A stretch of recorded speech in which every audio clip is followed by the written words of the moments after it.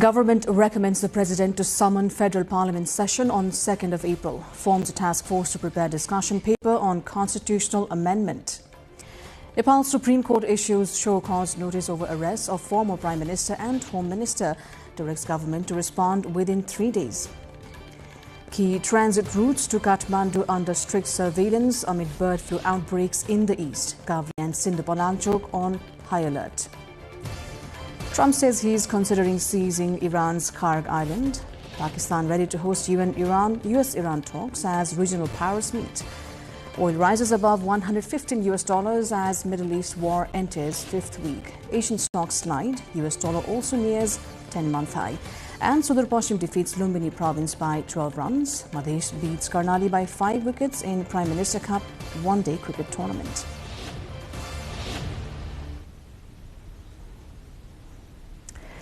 Good evening, I'm Sarah Sapsanamarai and this is NTV World Primetime News. We're coming to you live from Kathmandu at 1900 hours Nepal time.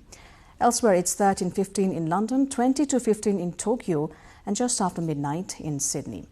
Now the news in detail. The government of Nepal has decided to recommend the President to convene a session of Federal Parliament on Thursday, April 2nd at 2 p.m. Minister of Education, Science and Technology and Government spokesperson Sashmit Pokhrel has informed the decisions of the cabinet meeting. 82 साल चैत 19 गते बिहीबारका दिन अपराह्न 2 बजे संघीय संसद भवन सिंहदरबारमा संघीय संसदको दुवै सदनको अधिवेशन आह्वानका लागि सम्माननीय राष्ट्रपति समक्ष सिफारिस गर्ने। नम्बर 2 मा संविधान संशोधन बहस पत्र तयार गर्न सम्माननीय प्रधानमन्त्रीज्यूको राजनीतिक सल्लाहकारको अध्यक्षतामा संसदमा प्रतिनिधित्व गर्ने राजनीतिक दलहरूका प्रतिनिधित्व रहने गरी एक कार्यदल गठन गर्ने। यो चाहिँ हाम्रो बाचापत्रमा भएको एउटा बाचा पनि थियो। यी दुईटा आजको प्रमुख निर्णयहरू हुन्।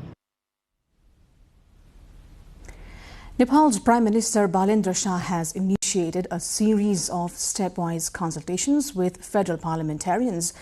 Today he met with MPs from various political parties representing Koshi and Karnali provinces at Singhadarbar. After the meeting, participating lawmakers said the Prime Minister discussed local problems, key issues and potential areas for development with the MPs. Each parliamentarian also highlighted the challenges specific to their respective constituencies.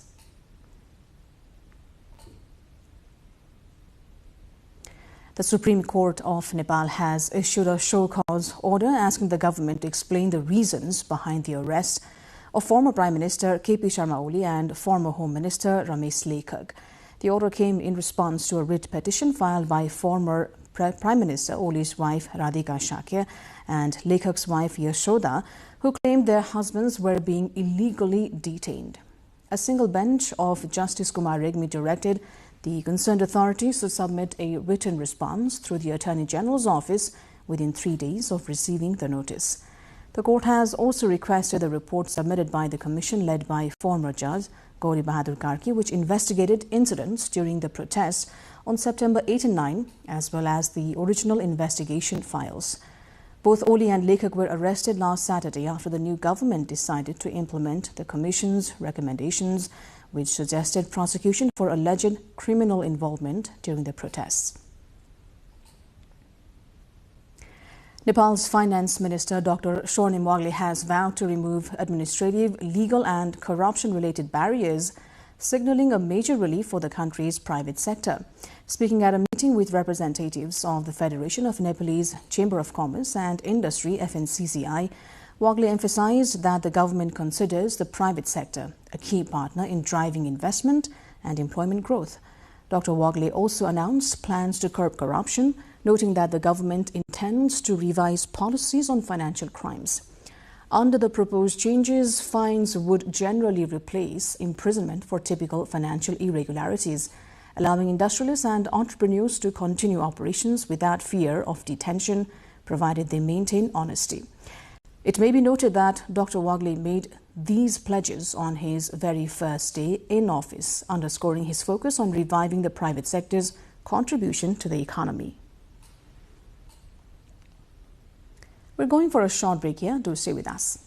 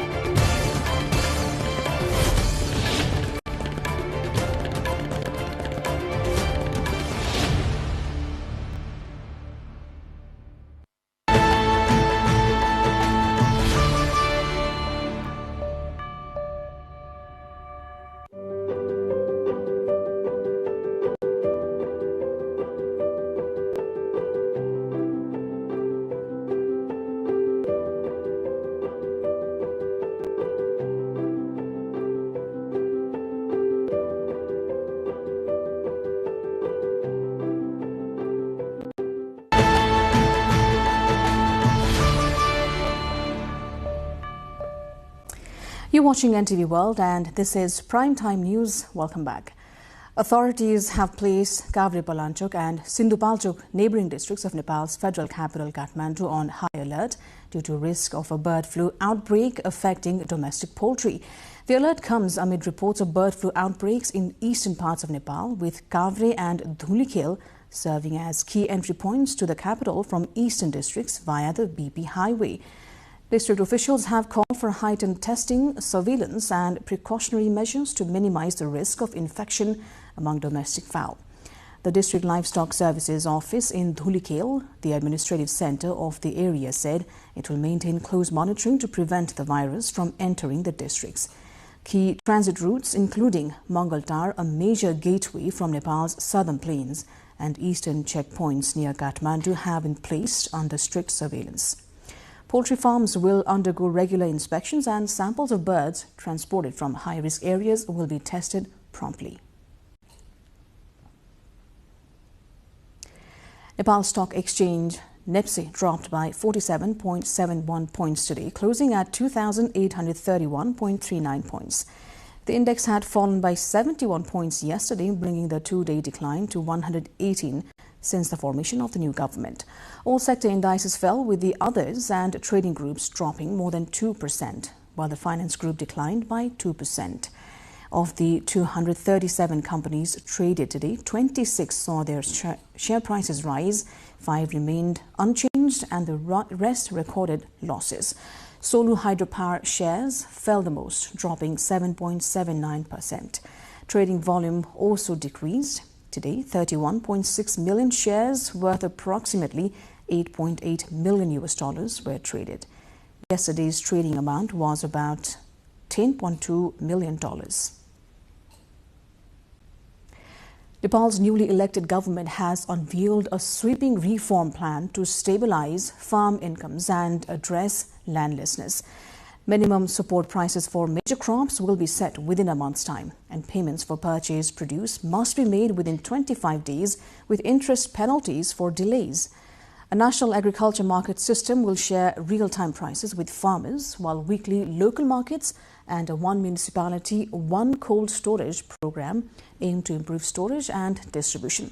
Soil health cards will also be issued to commercial farmers within 3 months. On land reform, surveys of landless quarters and informal settlements will guide phased land distribution, with authorities targeting resolution within 1,000 days. The plan further seeks to boost farmers' income, secure markets, and tackle historical land inequities. 58 farmers in eastern Nepal's Taksar district were honoured with cash prizes. They were recognized for achieving higher rice yields on sloping land by using traditional methods, including oxen ploughing. This recognition has encouraged local farmers and villagers, and the number of farmers achieving high rice production has been increasing every year. Regina Rai with local correspondent Vijayabodh Lawati brings the report. In Taksar, eastern Nepal, farmers are being honored for achieving high paddy production through traditional ox plough farming, while also promoting indigenous agricultural practices. As part of local government's ongoing efforts to prevent the land from lying fallow and to maximize the use of fertile soil, the Falgunanda Rural Municipality has recognized hardworking farmers by providing cash incentives. This year, Dipsan Chemjong emerged as the highest paddy producer, harvesting an impressive 229 muri, over 16,000 kilograms of rice. Along with him, 57 other farmers were also recognized and awarded cash prizes. The initiative has motivated farmers across the region. Many have become more enthusiastic, leading to healthy competition and increased agricultural production in the region.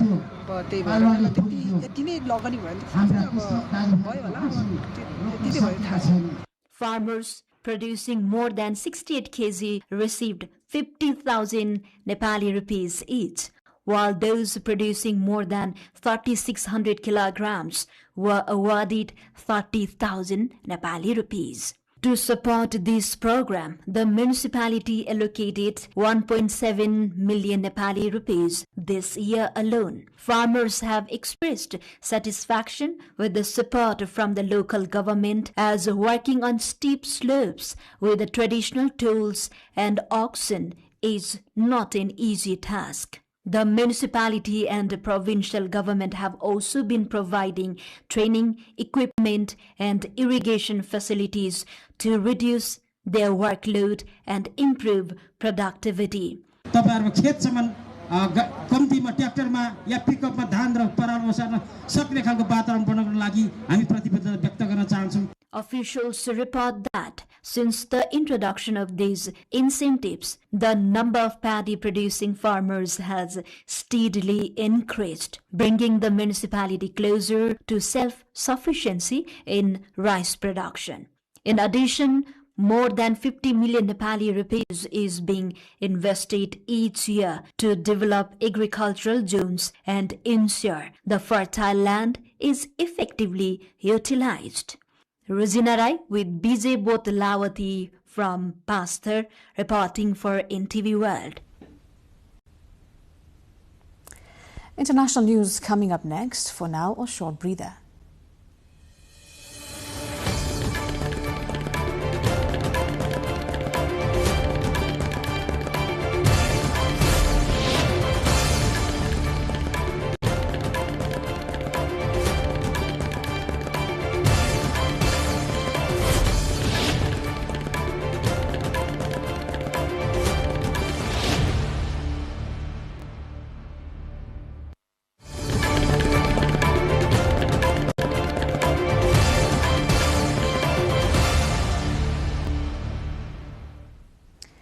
US President Donald Trump has said he could take the oil in Iran and possibly seize its major fuel hub in Karg Island. His comments come as US officials say troops are preparing for possible ground operations. But Trump has added that a peace deal could be reached fairly quickly. Overnight, the US president said the US hit many long sought-after targets in Iran on Sunday, while Israel says it's carrying out new attacks on Tehran. Israel also added a fire at an industrial site in the south of the country caused by an Iranian attack has been brought under control hours after declaring a hazardous materials incident in the area. Iran's government, meanwhile, has said energy infrastructure has been damaged, but Iranian media reports that power has been restored to most parts of Tehran and the nearby city of Karaj. Pakistan has said it is ready to host meaningful talks to end the US-Israeli war on Iran after diplomats from Saudi Arabia, Egypt and Turkey are in Islamabad in a bid to de-escalate the conflict. The two-day talks in Pakistani capital began on Sunday and are being led by Pakistani Foreign Minister Mohammad Ishaq Dar, who said after the meeting that they had covered possible ways to bring an early and permanent end to the war in the region, as well as potential US-Iran talks in Islamabad. Pakistan said the foreign ministers advocated dialogue and diplomacy as the only viable pathway to prevent conflicts and to promote regional peace and harmony. It was not immediately clear if the US and Iran had agreed to attend any talks. The Egyptian foreign ministry also said in a statement that the ministers had discussed ways to enhance cooperation amid the ongoing conflict. Meanwhile, global oil prices jumped and stocks fell sharply today in Asia after the US-Israel war with Iran entered its fifth week. The price of Brent crude rose by more than 3% to above $115 a barrel, while US traded oil climbed to $101.62 after gaining almost 2%. That puts Brent on track for its biggest monthly gain on record. Japan's Nikkei 225 lost 2.8%, while Kospi in South Korea closed almost 3% lower. This comes after Iran-backed Houthi rebels in Yemen joined the conflict by striking Israel over the weekend, and Iran threatened to expand retaliatory strikes against universities and the homes of US and Israeli officials.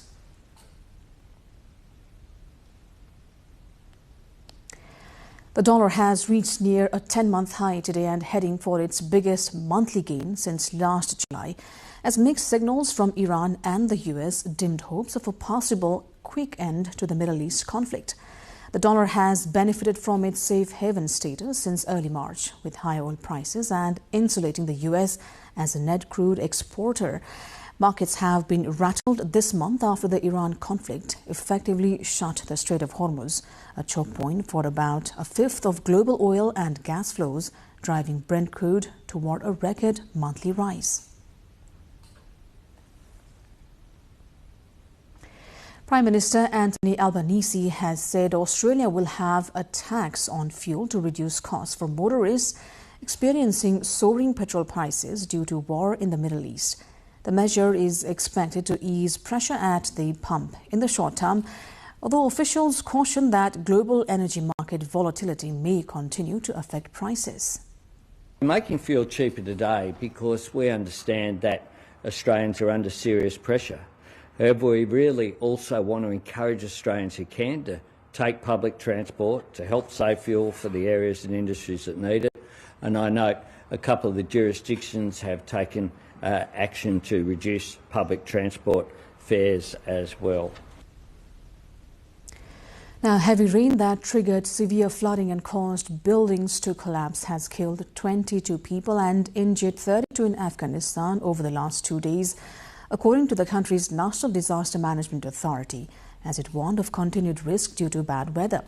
Most of the deaths were reported from the central and eastern provinces of the war-shattered South Asian nation, including Parwan, Maidan Wardag, Daikundi and Logar, where torrential rain triggered flash floods and caused houses to collapse in rural and mountainous regions.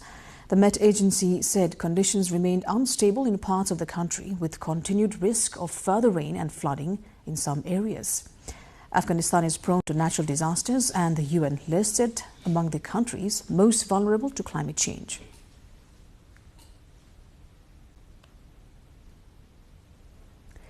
We're going for another break here. More international updates and sports news coming up next.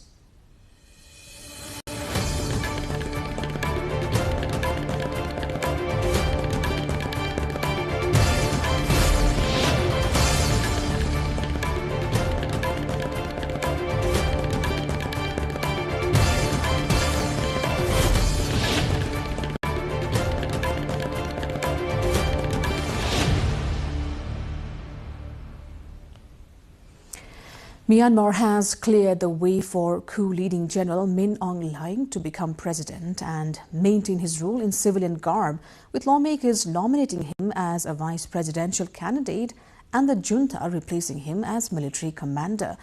Hlaing has ruled Myanmar since 2021 when he ordered a coup toppling the elected government of Aung San Suu Kyi. He has been sanctioned by many Western countries for leading a military coup 5 years ago. In the ensuing civil war, thousands of people have been killed and millions have been displaced. Large areas of the country remain under the control of armed opposition groups. General elections held between December and January were touted by the junta as a pathway to peace. The vote was widely viewed as a sham, with many popular parties banned from standing and large areas of the country not allowed to participate because of its civil war. Now, the World Trade Organization's ministerial meeting ended in the early hours of Monday morning without reaching a deal to extend a moratorium on e-commerce tariffs or on a broader reform work program for the beleaguered global trade rules body. Director General Ngozi Okonjo-Iweala said ministers from the 166-nation global trade body had kept working as a 4-day meeting in Cameroon ran into overtime on Sunday, but she finally called time overnight. Okonjo-Iweala suggested that members use the draft text developed over the 4 days of ministerial discussions to finalize agreements on outstanding issues in further discussions at WTO headquarters in Geneva. Washington was pushing for a far longer horizon for the e-commerce moratorium, with U.S. negotiators seeking a 10-year commitment. Brazil threw a last-minute spanner in the works and was vetoing efforts to extend the moratorium altogether.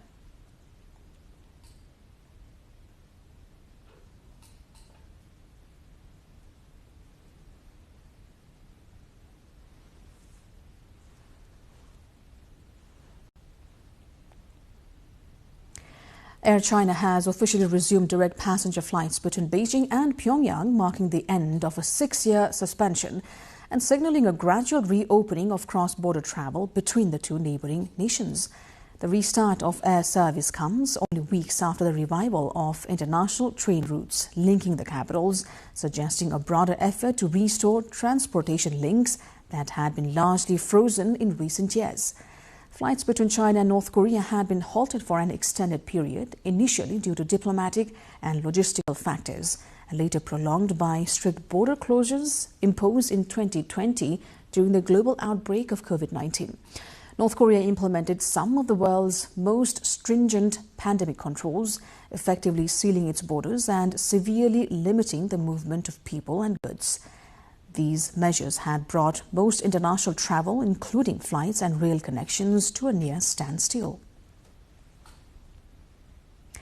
Cherry blossom season has reached its peak in the Kyoto, drawing large crowds of both local residents and international visitors eager to experience the city's iconic spring scenery. Parks, temples and historic streets are now lined with delicate pink and white blooms as the annual spectacle of sakura transforms the landscape into a vibrant and picturesque setting. Famous viewing spots across Kyoto have become especially lively, with visitors gathering for traditional hanami or flower viewing picnics beneath the blossoms. The fleeting nature of the blooms, typically lasting only a week or two at their peak, adds to the appeal, encouraging people to make the most of the moment. Tourism officials say this year's peak has brought a noticeable surge in travel activity, with hotels, transport services and cultural sites experiencing increased demand. The cherry blossom season is one of Japan's most celebrated natural events, symbolizing renewal and the transient beauty of life, and Kyoto remains one of its most sought-after destinations.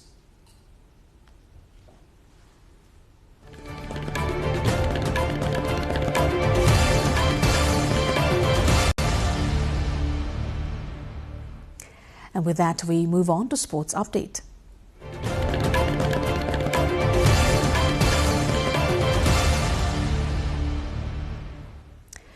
Sudur Pashchim Province defeated Lumbini Province by 12 runs in a thrilling encounter of today's Prime Minister Cup men's national one-day cricket tournament. In the match held in Birganj, Lumbini, while chasing a target of 169 runs, were bowled out for 152. Earlier, after losing the toss, Sudur Pashchim batted first and scored 168 in 45.5 overs, with Deepak Bohra top scoring with 30 runs. Santosh Yadav and Ajay Chauhan starred with the ball for Lumbini, each taking 4 wickets. In another match, Madhya Province bowled out Karnali Province for just 129 runs, securing a comprehensive win. Batting first after winning the toss at Ram Janaki Multi-Purpose Stadium in Janakpur, Karnali were dismissed in 31 overs, with opener Ravindra Shahi scoring a team-high 40 runs. Ashik Baith and Vishal Patel were the key wicket-takers for Madhya, claiming 4 and 2 wickets. Both victories underline the competitive nature of the tournament as teams vie for a place in the next stages of Nepal's premier domestic one-day cricket competition. Now, 3/4 of fans of Premier League clubs are against the use of the video assistant referee, according to a survey by the Football Supporters Association. Just under 8,000 fans responded to the survey, which asked supporters of the 20 sides in this season's top flight for their views on VAR. Of those asked, 90% disagreed that the introduction of the technology in the Premier League has improved the matchday experience. 91% believe VAR has harmed the spontaneity of goal celebrations. The fans surveyed by the FSA span all 20 Premier League clubs. Majority are regular matchgoers, with more than half saying they attend at least 15 games a season.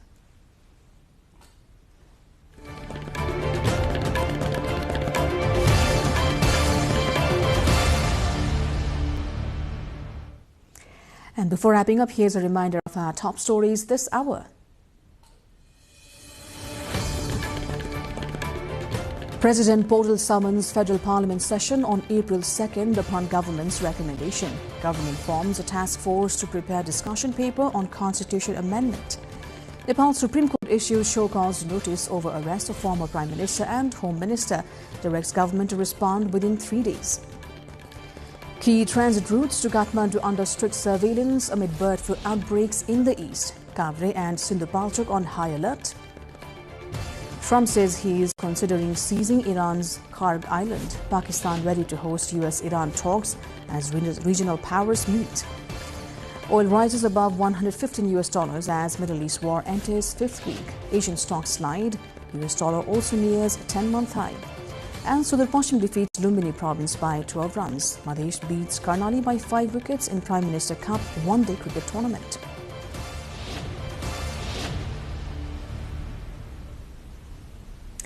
That's it for this edition of Prime Time News. Our next bulletin will be at 2200 hours Nepal time.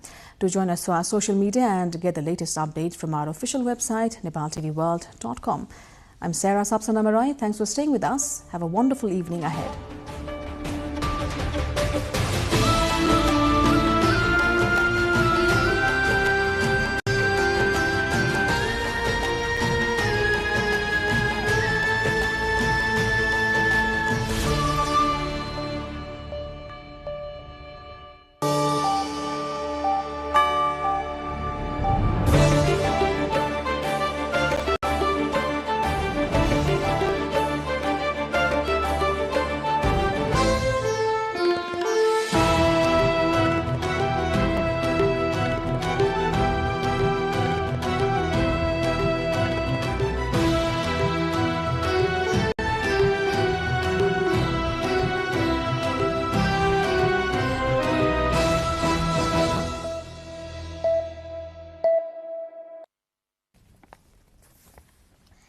Welcome to the studios of NTV World in Kathmandu.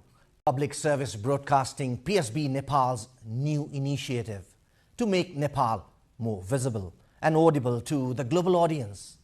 Welcome on board.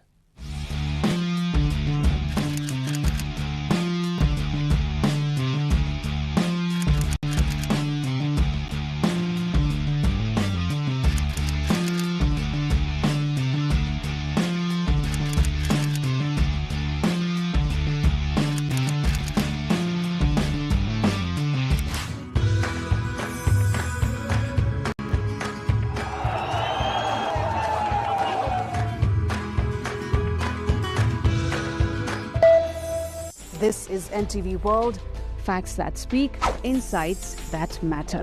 Telling the stories of a changing planet. NTV World, Nepal's perspective to the world. Exploring the heartbeat of Nepali creativity. This is NTV World. The power of story shaped by technology. NTV World. Unearthing Nepal's hidden heritage. Discovering the timeless Nepal. Telling stories that endure across centuries. Where culture breathes, stories bloom. When the world moves, we make a sense of it. NTV World. Taste of Nepal. Every recipe, every flavor tells the story. Journalism in the digital age. Fast, focused, verified. Stories hold power. Stories reflecting life. Stories of the hinterlands. Reporting for NTV World. This is NTV World. Welcome to News Hour. This is NTV World. Welcome to Primetime News. One story at a time. Crossing borders, connecting voices, where Nepal meets the world in dialogue. This is NTV World, Nepal's perspective to the world. Voices that connect Nepal to the world, bringing perspective, region and relevance to every story.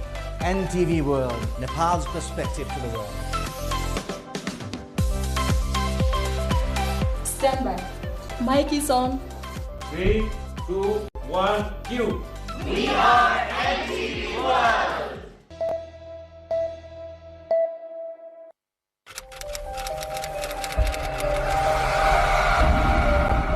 President Abraham Lincoln said many years ago, if you think that education is expensive, how much ignorance do you want to finance? Right. Many of these economists now they have a tech-based startups. And these tech-based startups, for them to even ideate and progress, you need ideas, you need people who have the experience as well as resources. I think that's exactly the space where you are an advantage. So I think Nepal should see this as an advantage and then think innovatively. You don't have to follow other country. You find what works for you, but goal is to make sure that is multiplied. We are forgetting investing for the future. We are just handling the present illness, present poverty, present situation, somehow trying to manage it. But at the same time, that's where the vision comes in. The political or our people or the government, they also have to invest in future. They have to keep an eye on the future. Our strategy is not producing job seekers, but producing job creators. That's our fantastic. motto. The university is producing job creators, not job seekers. Fantastic.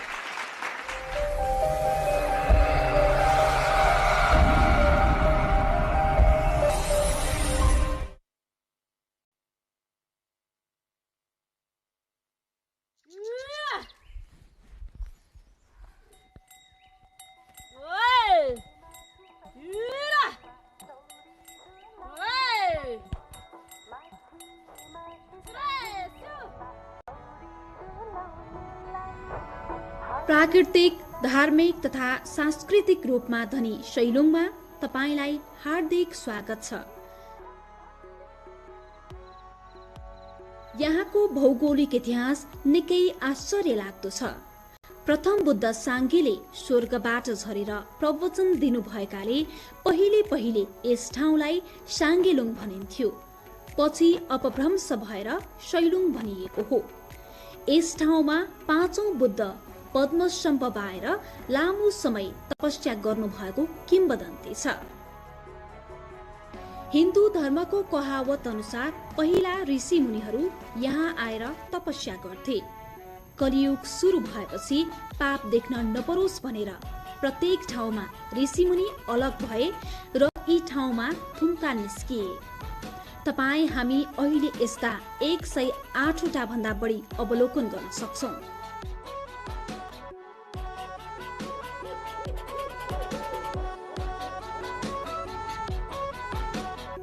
यदि तपाई यी थुम्कामा पुग्नु भयो भने त्यहाँबाट नेपालका 60% him श्रृङ्खला हेरेर आनन्द लिन सक्नुहुन्छ।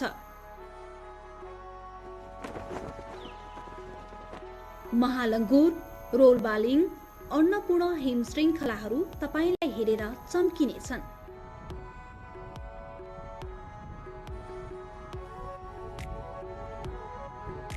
शैलुङले सिजन नै पछि आफ्नो रूप फेर्छ। तपाई हिउँदमा आउनु भयो भने हिउँसित खेल्न सक्नुहुन्छ। चैत वैशाखमा आउनु भयो भने गुराँससित मेतेरी लगाउन सक्नुहुन्छ। शैलुङमा तपाई 100 भन्दा बढी जडीबुटीको अध्ययन गर्न सक्नुहुन्छ। चौरी डुलाउने प्रचलित ठाउँ पनि हो यो। यदि तपाई सावा खर्क भन्ने ठाउँमा बिहान पुग्नु भयो भने अवश्य चौरी गाई देख्न सक्नुहुन्छ।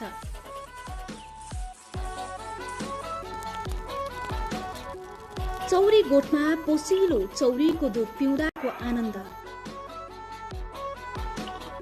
अनि यहाँको छुर्पी तपाई अवश्य बिर्सनुहुन्न। लेकाली भेग भएकाले यहाँको अन्नबालीमा पनि विविधता देख्न सकिन्छ। 6 महिना लगाएर फल्ने यहाँका आलु मुडे लगिन्छ। यहाँबाट प्रचलित मुडेको आलु तपाई कहाँ आइपुग्छ। शैलुङको सांस्कृतिक विविधता पनि तपाईलाई रोचक लाग्ला। यहाँ बहुजातीय समाज छ।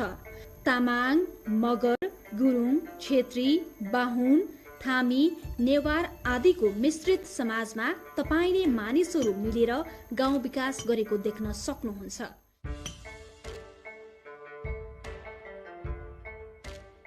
अझै तपाईलाई साहसिक खेल मन पर्छ भने यहाँका गुफाहरूले तपाईलाई पर्खिरहेका छन्। यस्तो रोमाञ्चक ठाउँ काठमाडौँबाट 120 किलोमिटर दूरीमा मात्र छ। तपाईँ काठमाडौँबाट धुरीखेल, दोलालघाट, खाडी चौर, मुडे हुँदै दोलखाको यो रमणीय स्थल पुग्न सक्नुहुन्छ।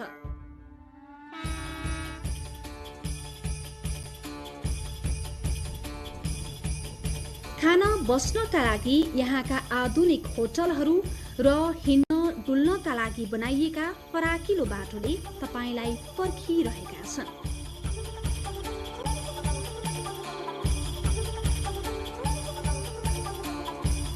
सैलुङमा तपाईलाई फेरि पनि स्वागत छ।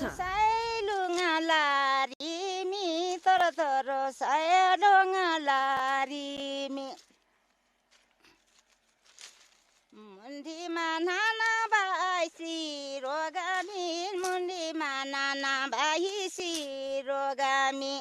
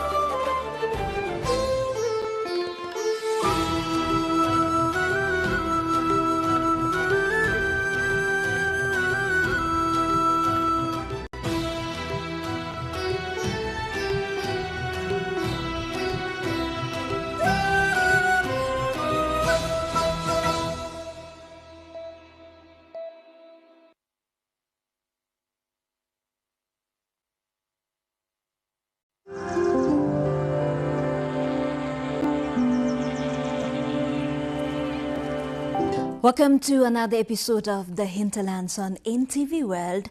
This weekly show brings together stories from the hinterlands of Nepal, takes you beyond the cities and highways into the heart of Nepal's rural landscapes.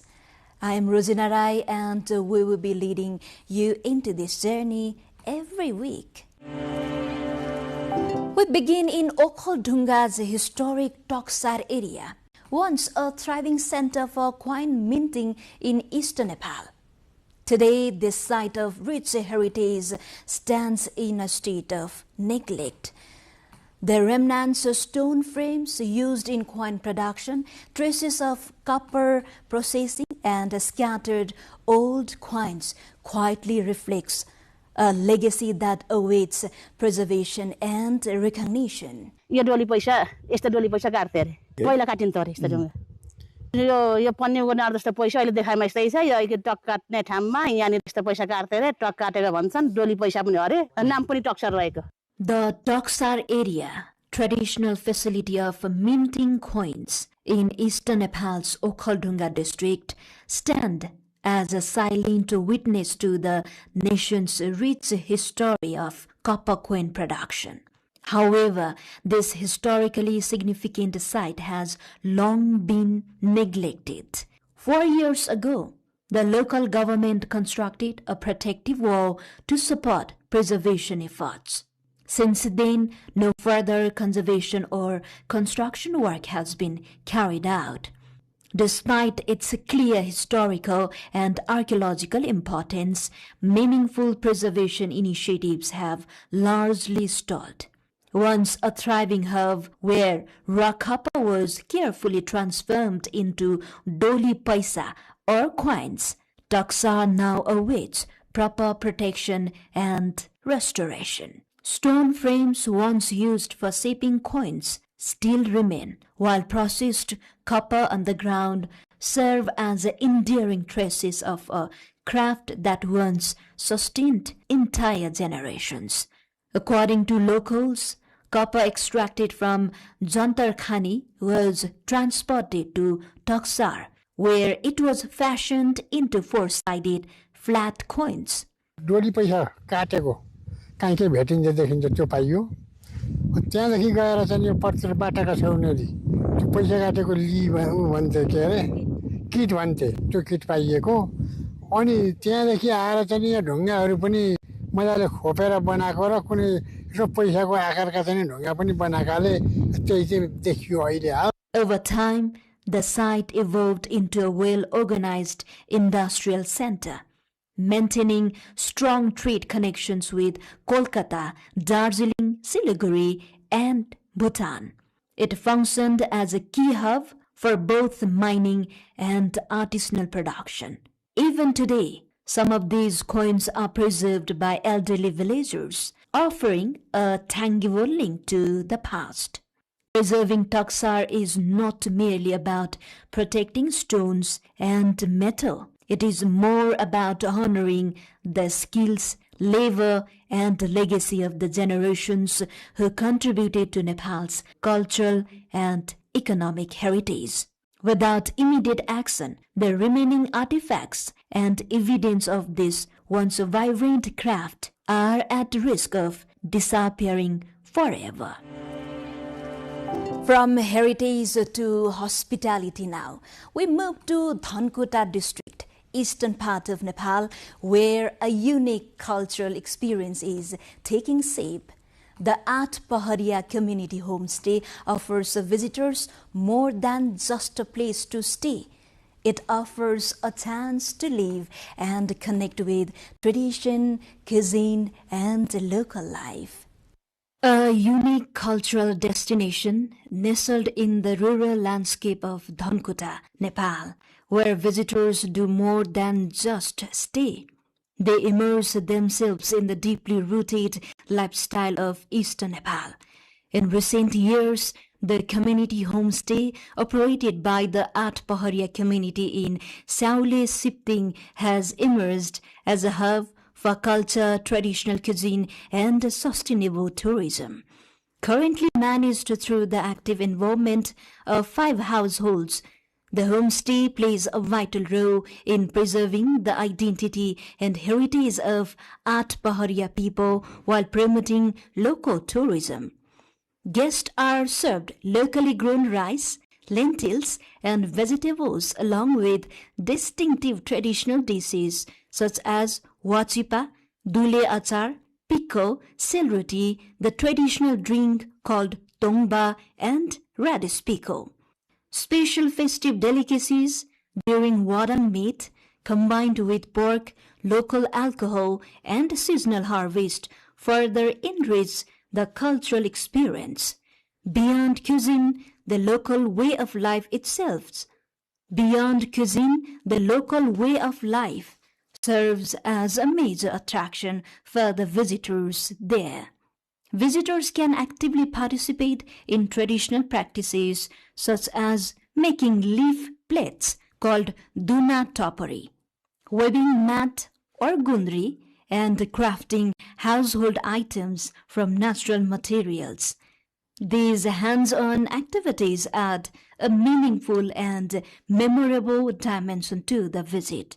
सेवा सुविधाहरू भनेको त्यस्तै हो खानापिना लोकल खानेकुराहरू र दोस्रो कुरा अब हाम्रो सिजन अनुसारको फलफुल टिपेर खाने पनि उयो छ राखेका छौँ कार्यक्रमहरू र अनि चायमा हाम्रो सांस्कृतिक कार्यक्रमहरू देखाउन पाइन्छ र अनि हाम्रो अवलोकनको लागिलाई यो गुन्द्री पिर्का पातको टपरा दुना यस्तै खालकोहरू हेर्न गर्नसम्म पाइन्छ. The homestay has already welcomed over 100 visitors from countries including the UK, the Netherlands, Australia, and India. Adding to its charm, guests may also have the opportunity, depending on the season, to pick and enjoy fresh oranges and avocados directly from the garden. Blending tradition, authentic flavors, and heartfelt hospitality, the At Paharia homestay in Dhankota is steadily emerging as a promising destination for both domestic and international travelers. Next, we turn to Jhapa district, where one of Nepal's smallest indigenous group continues to struggle for its fights. Despite constitutional guarantees of inclusion and social justice, the Kisan community still faces challenges in recognition, access, and dignity. The Kisan community an endangered indigenous group concentrated in Chapa district, remains on the margins of Nepal's development story. Despite constitutional safeguards, many still lack the most basic form of recognition, official documentation. With a population of just over 1,400, generations of Kisan families have remained unregistered in government records. Without citizenship and formal identification, access to education, healthcare, and social security remains severely limited. Government policy does provide a monthly social security allowance of 4,000 rupees to endangered and marginalized communities, including the Kisan. But community members say financial support alone cannot address deeper structural challenges.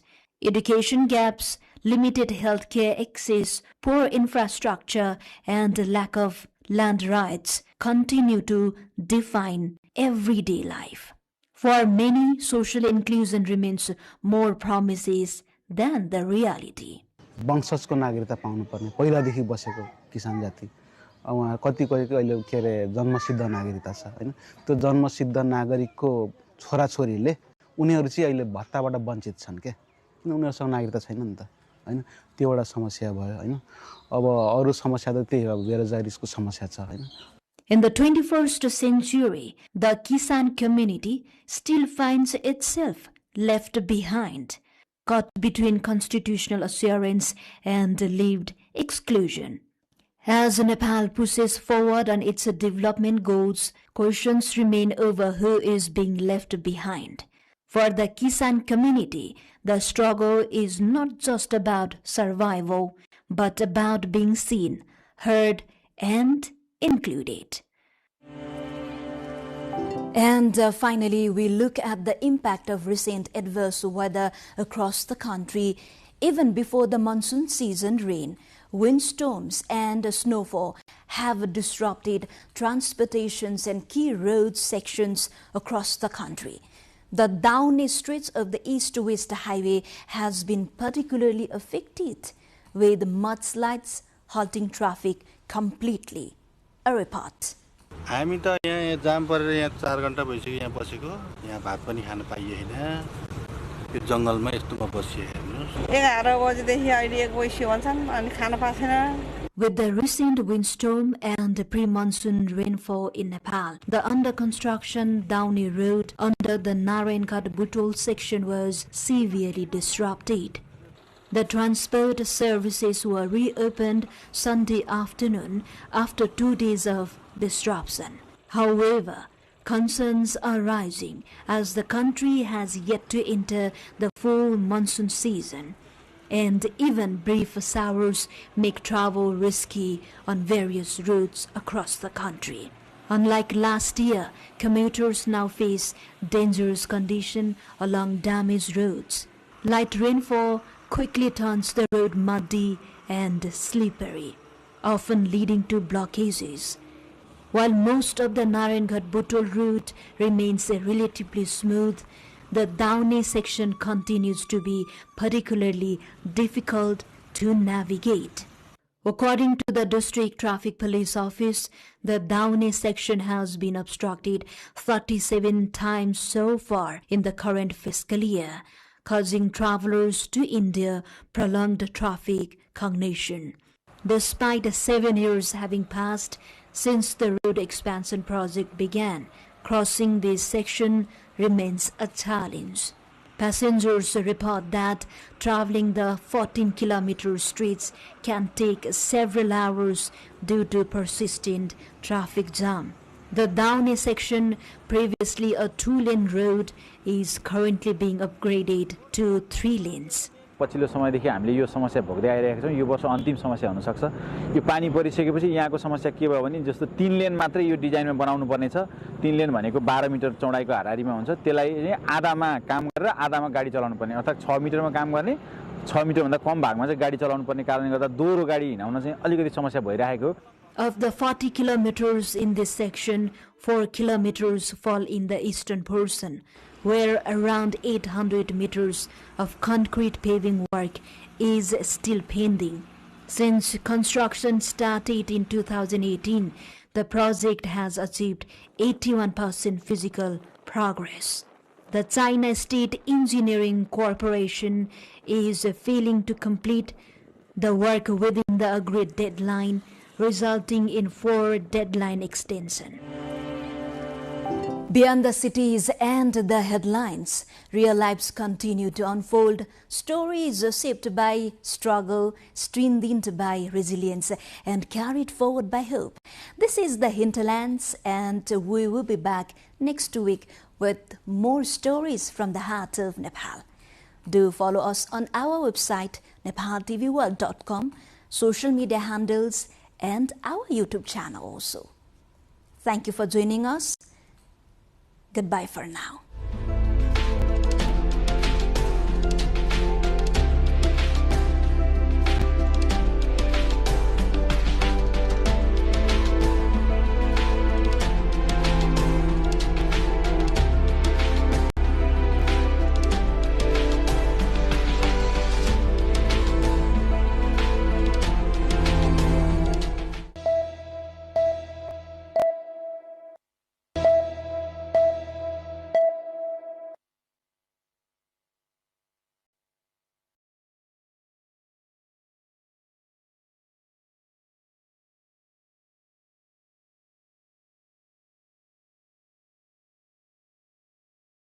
Pokhara is undoubtedly #1 destination for tourists in Nepal. The valley, blessed with natural beauty, attracts domestic and foreign tourists alike. You must have already visited Pokhara. If you haven't or planning another trip, then these are some of the must-go places in Pokhara. The first attraction in Pokhara is the Pheva Lake.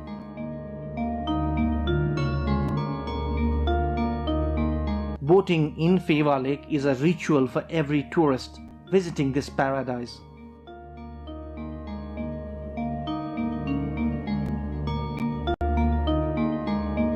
The Tal Barahi temple at the center of the lake adds to the beauty of the place. A round-trip boat ride in Pheva Lake to and from the temple is a feature of both the lake as well as the temple.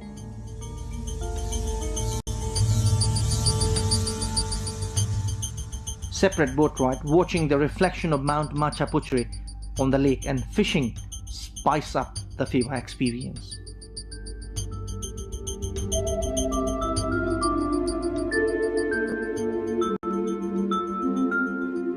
The lakeside along the banks of the Pheva Lake is a popular tourist hub.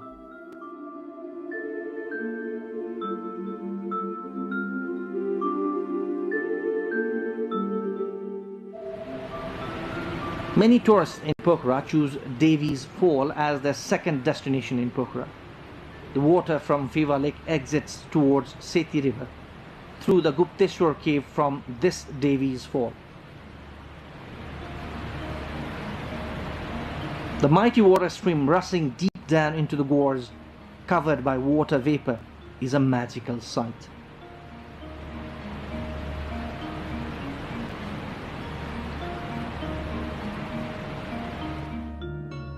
Pokhara is known as the city of lakes and caves. Many of the lakes and caves have religious importance. This is Gupteshwar cave at Chorepatan area. Inside the cave, the idol of Lord Shiva is a well-known pilgrimage. Further inside the cave, one can see the Devi's Fall. Mahendra cave is another famous place in Pokhara, and nearby is another well-known Chamere cave. Both the caves can be visited together.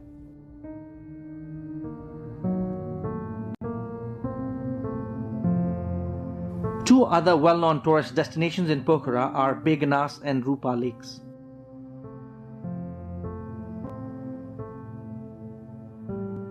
Fresh fish of Begnas lake is a sought-after delicacy.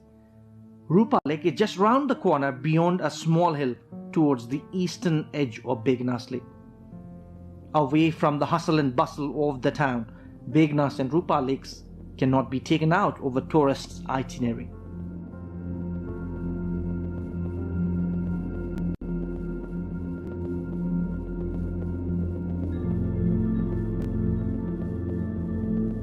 This is the famous white monastery on top of the hill above Pheva Lake. This is also a popular destination for domestic as well as foreign tourists. The top-angle bird's-eye view of Pokhara city from the monastery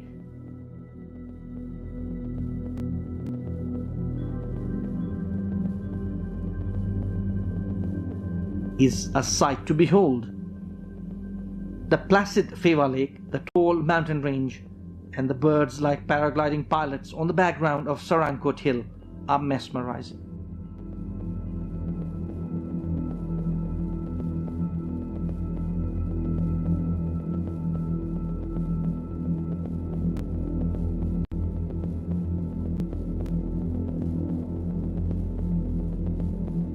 The Bindabasini temple in Pokhara is a famous shrine in Nepal. The best route to visit the temple is on the way to Sarangkot.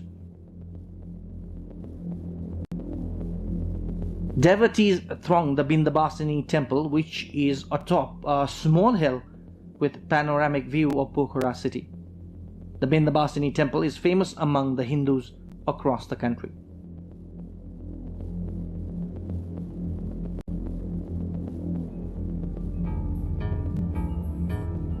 Sarangkot is a hill station on top of a hill on the northwestern side of Pokhara.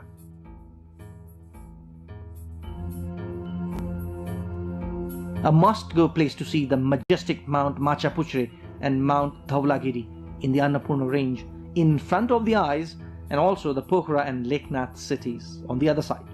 Sarangkot is synonymous to paragliding in Nepal. Taking off from the Sarangkot hill, one can enjoy the panoramic mountain range in addition to the bird's eye view of Pokhara city. Ultralight and zip flyer offer a thrill to adventure seekers in Pokhara and are becoming major interests for tourists. Other places, including Swarak in Sangja, have the potential to be world's best place for paragliding. First time in Nepal, Paragliding Accuracy World Cup was held at this place, situated at Mahapur of Virkot municipality of the district. The place drew global attention after the event. Pokhara, famous tourism destination of the country. Majority of locals engaged in tourism industry. The city of lakes and caves, hub of aviation sports.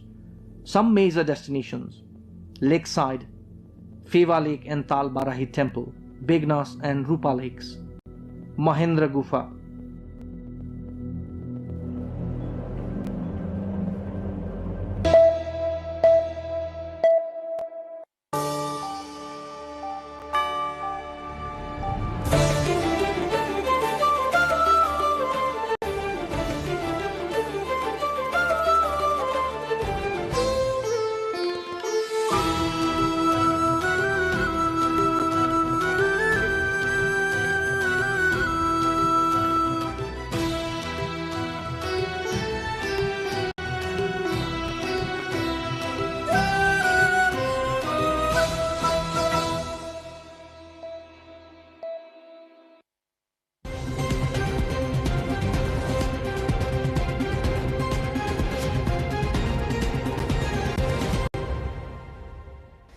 Less than 4 years remain until 2030.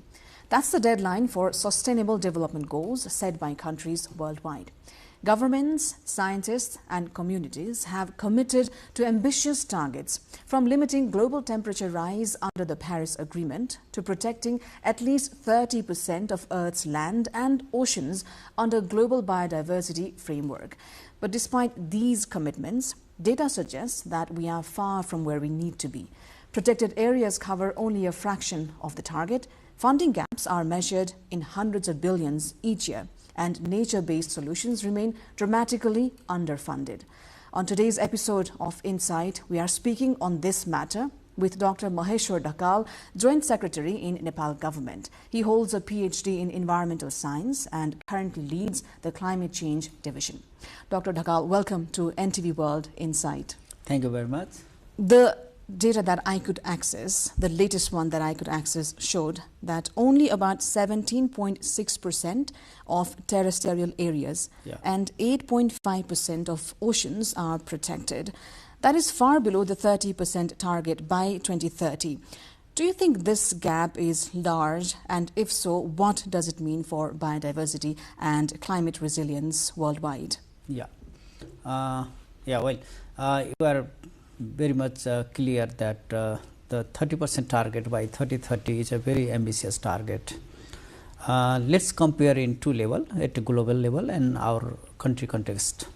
In the beginning, in 2010, when COP10 was decided, 2020 targets in Aichi in Japan, at that time the target what we set, we means all the parties of CBT conventions, but unfortunately none of the parties they achieved the targets.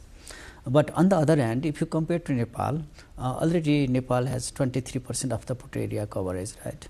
But when this result was discussed in 2015, it's called Kunming-Montreal Biodiversity Framework, which is the 15th COP in Canada, and international communities they agreed again to reach the level of 30-30 target, but with some flexible mechanisms. It's called OECD, other environmental conservation measure. It's the very flexible modality, unlike the port area and wildlife reserve or hunting reserves. It's together with the local communities and with assurance of the rights of the local communities. Different mechanism we proposed, and government of Nepal also agreed to that mechanism. And we already initiated one strategy regarding to the OECD. If you compare more specifically, we do have a couple of areas where we have to conserve it. For example, I would like to give the very visible example is Godavari forest area, which is very intact in terms of biodiversity conservation, but yet to be decided none of the port area systems. And government of Nepal, particularly our Ministry of Forest and Environment, we declare is the conservation forest is the one of the mechanism under the forest law. There are a couple of areas across the country in Nepal. If you go eastern region, the Tinjure Milke Jaljalli, the Laligruas area is one of the best area to declare another port area. And at the same time, if you go to the Panchase, is interconnected with Sengja, Kanski and Parvat. And similarly, if you go to the more lowland, the Dhankhola area, Kopilpasto, Dang and Argakhachi, and at the same time Jogbuda and some of the Limi Valley in the high mountains region in Humla. These are the some areas we can declare it's a special category of the port area management. In your questions, if you compare to Nepal, Nepal is pretty comfortable positions to reach that target. But if you compare to the global scales, then definitely there are some still challenges, because the very short answer and very quick point is most of the developed countries and some developing countries, they are not very much encouraging or motivating to declare new port area system, but at the same time for public consumptions they used to speak in the public forum, but at country levels they are not very much interested. That is the situation. Just 4 years is remaining to reach to this target, right? But if we adopt, we means all the parties, convention parties adopted the OECM mechanism, then I am hopeful that the global community can reach the target. When we talk of climate change and biodiversity, we often treat them as separate issues. Is this one crisis or two? You mean the climate change and biodiversity? Yes. Yeah. Even with UN, there are separate conferences. I think, it's very nice question. If you go by 1992, when Rio Convention was held in Brazil, at that time 3 conventions were declared at the same time, at the same place. They are the climate change, biodiversity and desertifications. But if you go through the process of implementations, then climate change is implementing more aggressively. sometimes the part of climate justice is coming very prominently, and forefront agenda is considered by many communities. On the other hand, biodiversity parties also looks very nice, because most of the countries, they are doing their best job. But desertification, maybe very few countries are highly impacted from the desertification. That's why this convention is discussed very little in the international arena. But in my opinion, these three conventions are interconnected and interrelated each other to save the environment and protect the planet. They are interconnected. Yeah. Now, countries have been part of frameworks like the Paris Agreement and also Global Biodiversity Framework. Many countries, including Nepal, have also declared nationally determined contributions, NDCs. But are we on track to achieve all the targets in the document, or are these just symbolic steps? Yeah, I think, as I am leading the climate change division, then definitely we are very much committed. We would like to promote the clean energy and replace the fossil fuels and contribute the global carbon emission reduction process. But on the other hand, clean energy will create the multiple jobs and opportunities to our communities. Even our target is... Our climate actions and climate activities are only worth around billions of dollars. Yeah. So there's a huge gap in there. What do you think needs to change in how global finance is aligned to truly support conservation and climate goals? Yeah, definitely. While we are talking about the climate finance or biodiversity finance, basically we discuss our negotiations based on the two parameters. The one is need base, how much amount of money is expected in the NDC and adaptation plan, including the biodiversity NVSAP, National Biodiversity Strategy and Action Plan, those national policy documents. On the other hand, the science recommendation. Particularly in climate change, IPCC recommends how much money it needs and to implement those activities. On the other hand, IPBES is the recommendation for the biodiversity conservations. You are rightly pointed out that we need a huge amount of money on age, unless and until if we do not promote a regional approach, particularly for South Asia, then we cannot achieve the sufficient resource funding. That's why global and the regional partnership approach we have to develop to secure sufficient funding resources. But if you are talking if global scale, then definitely all the developing countries, including least developed country like Nepal and SIDS, small island developing countries, we have to discuss together and we have to develop our science strong enough as we need, because without very sufficient information, sufficient science, then simply asking money for climate justice, no one is going to pledge. That's why we have to develop our capacity in terms of science, in terms of evidence, and then we have to claim.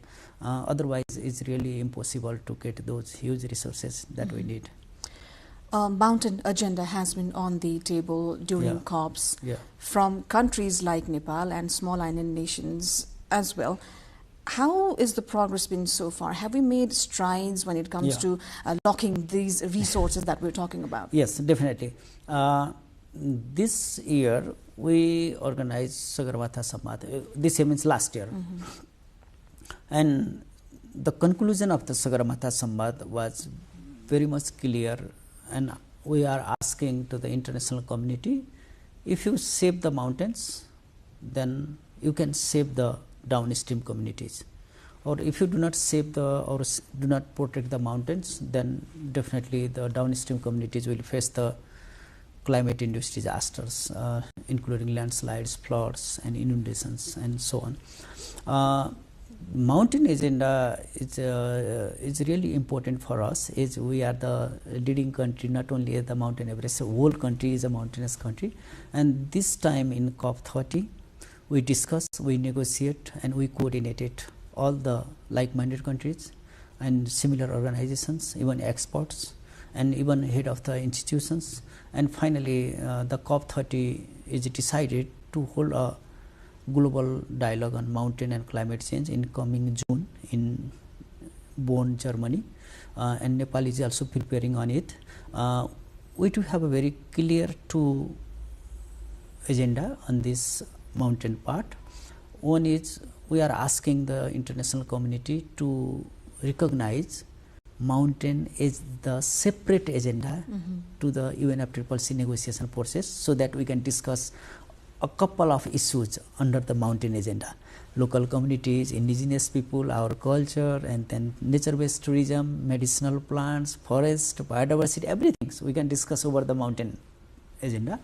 And then second, what we are asking to the international community is the lives and livelihoods of the mountainous communities is really very difficult, and the livelihood is, the hardship of the livelihood is really different and unique in the mountainous countries like Nepal, and therefore we need to discuss every year as an annual dialogue. Sometimes we do not like to exaggerate, unnecessarily exaggerate about the mountains, but what is reality in the ground, you have to understand. That part we are going to discuss and negotiate to the international communities, and hopefully in coming June we will discuss, but at the same time we have to convince to all international communities together, because it's the global phenomena. Sometimes the personally or individual country can put their agenda, but how and whether you can convince to the international communities or not, that is really important. When you mention of the impacts of climate change, when you talk about livelihoods and culture, there is a clear dissection that we tend to evaluate more about the tangible impacts of climate change and not the intangible, maybe. Do you think the two are weighed equally? Most of the climate change negotiator, and even including myself in the past, we discuss about half of the negotiations. What I used to say, carbon emission, glacier melting, glove, and all the cascading effects in the downstreams. This is the one part. But on the other hand, most of the mountainous countries, and particularly Nepalese mountainous countries, they protect the forest and biodiversity, and they preserve the glacier in the top of the mountain, right? As a result, you are getting the fresh water, and huge amount of carbon is sink in the mountains, and they have huge contributions to protect the planet and regulate the climate. That's why they have to be compensated through mechanism of environmental services, or you can say simply the innovative financial mechanism. That's why what we are asking to the international communities is, if we do not support or compensate to the mountainous communities, otherwise they are not going to protect those forests and biodiversity, and many, not only many, billions of the people in the downstream, they are going to face the water security problem. Now, as we talk about climate injustice, countries like Nepal are least polluter but are the most impacted. From a global justice perspective, what do you think must change in the international system to ensure effective conservation and climate action? Yes, being Nepal is the less emitter and the most impacted country, is a part of climate justice. Then we have to ask to the international communities to support us or to build our capacity to cope those crises, or build the adaptation capacity. Even nowadays, what we are discussing about the loss and damage under the climate change framework, we need the additional finance, and we have to increase our access over the advanced technology, and we also need some capacity building activities, including those people who are living far from the city center and really impacted in the ground, including children, youth, even women, senior citizens. Even nowadays, if people are migrating from rural area to city areas, and city areas to capital areas, and capital areas to international, right? That's why what we are asking to the policymaker or politician is started through the wilderness theory, means keep intact the ecosystems and do not damage or do not hamper anymore. But later on, what we realize is, in summary, we are in the right directions, but this is the time to capitalize, to monetize our resources. The prospect that you just mentioned about creating job opportunities and economic growth by utilizing our forest resources, do you say more quantitatively, but at the same time, the global communities with very advanced science, the human activities are becoming more efficient and more comfortable, because nowadays each and every information you can take from anywhere of the planet, of the world. That's why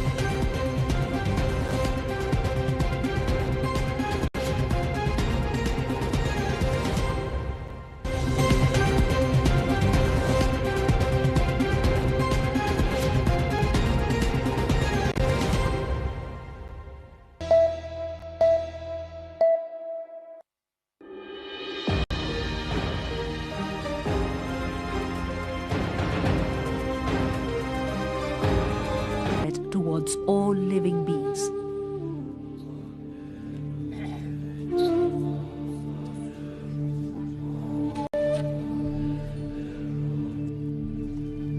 Love. In the year 1896, the then senior officer of Palpa, Kharga Shamsher, and German expert Dr. A. Fuharer jointly carried out the work of archaeological excavation and investigation of Lumbini. After the year 1978, Lumbini Area Development Project Master Plan spreads in the area of 3 miles. Major attraction of this project is the Mayadevi temple premises. This holy and 3 rooms in north-south direction were discovered. 3 of these rooms are square and the remaining 5 are rectangular in shape. There is an ancient Mayadevi idol showing the birth of Lord, proof that Lord Gautama Buddha was born here. This is the most reliable, historical and archaeological constructed using the remains of Lord Buddha, while some other incorporates the remains of his followers, and few others have been constructed in Buddha. Organizations have constructed a number of monasteries following their native architectural texture.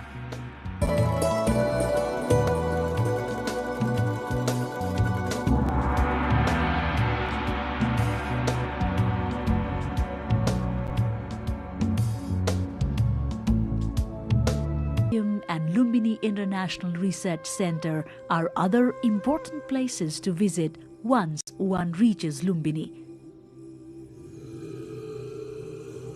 These buildings, constructed in pagoda style, portray an architectural masterpiece in themselves. Inside Lumbini Museum, the archaeological remains found during the excavation of Lumbini area are preserved inside a large hall.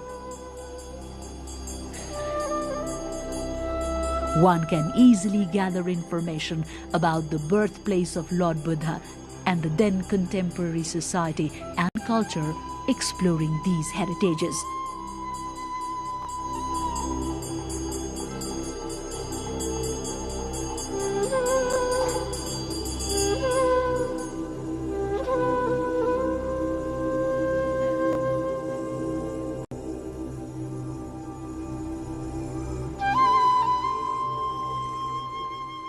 Within the building, designed by Professor Kenzi Tange himself, Lumbini International Research Center has been established.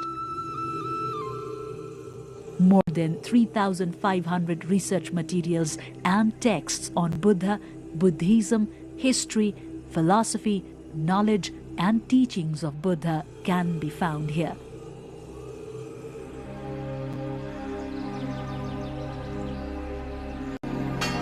For the visitors' comfort, the center has provided the facility to read texts on different languages, including Sanskrit, Chinese, Japanese, Turkmen, Burmese, Thai, Nepali, and Nepal languages.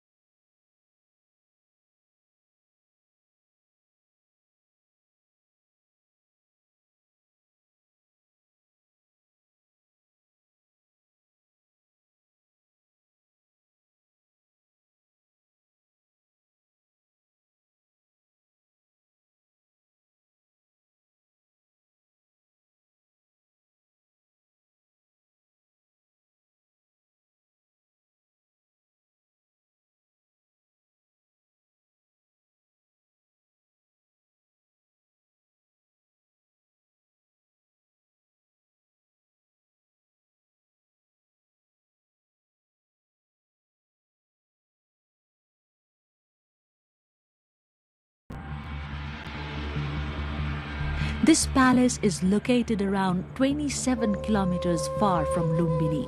Lord Buddha, as the prince, spent 29 years of his life in this palace. Prince Siddhartha Gautama abandoned the royal livelihood in search of Mahanirvana, or enlightenment.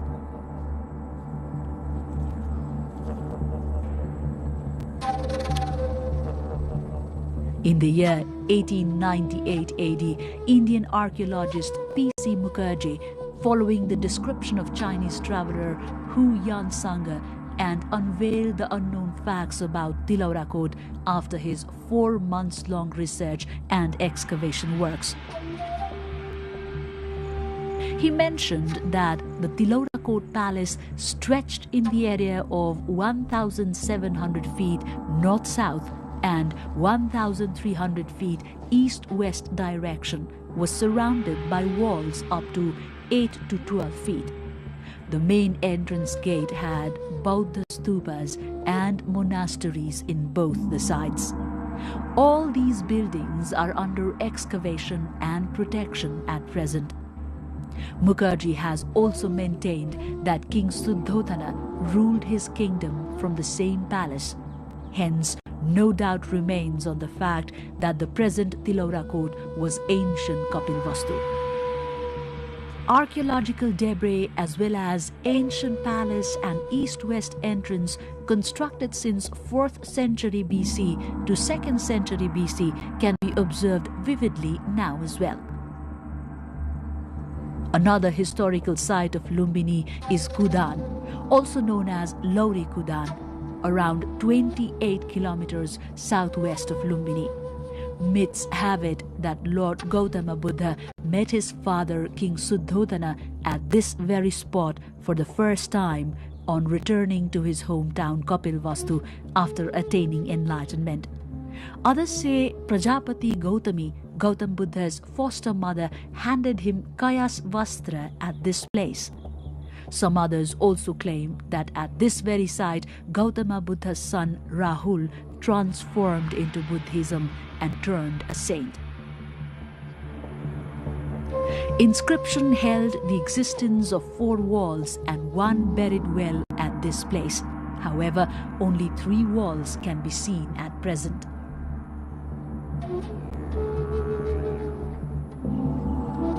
According to Dewala Mitra, on the southern side of this lies one rectangular wall, and another wall has a snake temple on the top of it. In the largest wall, located at northeast direction, idol of Lord Shiva and the remains of other idols can be seen at the top.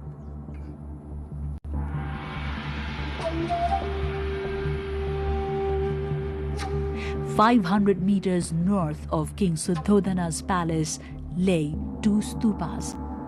Experts say these stupas are the graves of King Suddhodana and his queen Maya Devi. The larger stupa has the area of 52 feet and is 75 feet high, whereas the smaller one has the area of 26 feet. The larger stupa is said to be constructed in the 4th century BC and was reconstructed 3 times during the 2nd and the 1st century BC. Similarly, the smaller stupa is believed to have been constructed in between the 2nd and the 1st century BC.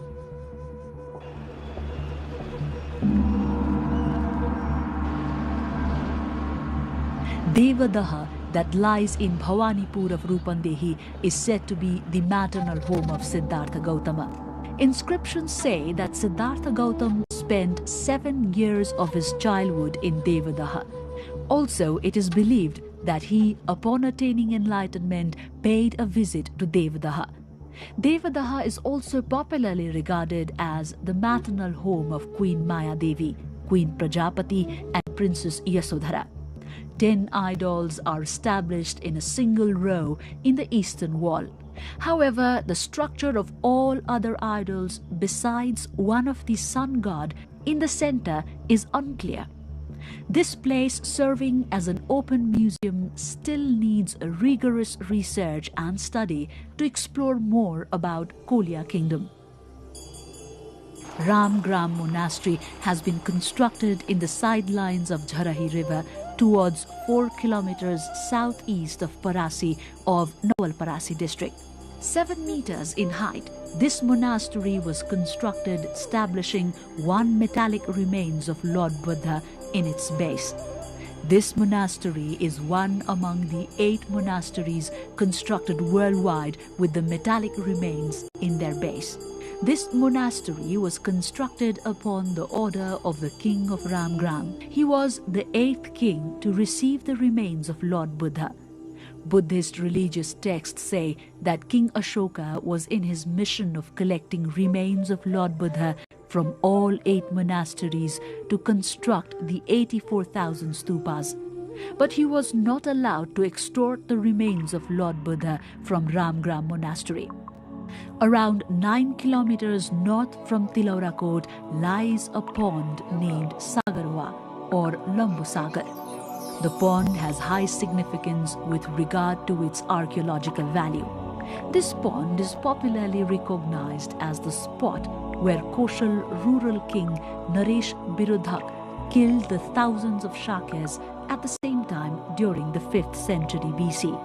Inscriptions have it that this pond extends 1,059 feet towards the length and 225 feet towards the breadth and was discovered in 1895 AD.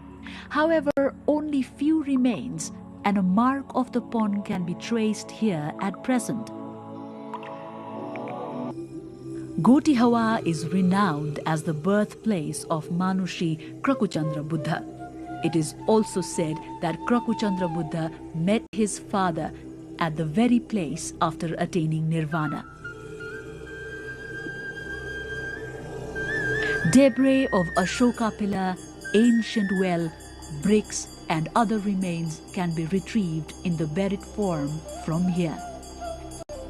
Major Wada and P.C. Mukherjee excavated Gotihawa in 1895 AD and mentioned that Krakuchandra Buddha was born here.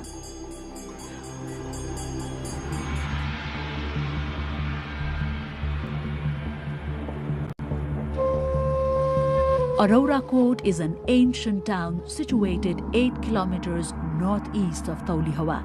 Araurakot is regarded as the location of Kanak Muni Buddha, but scientific research is necessary to trace further facts of this town.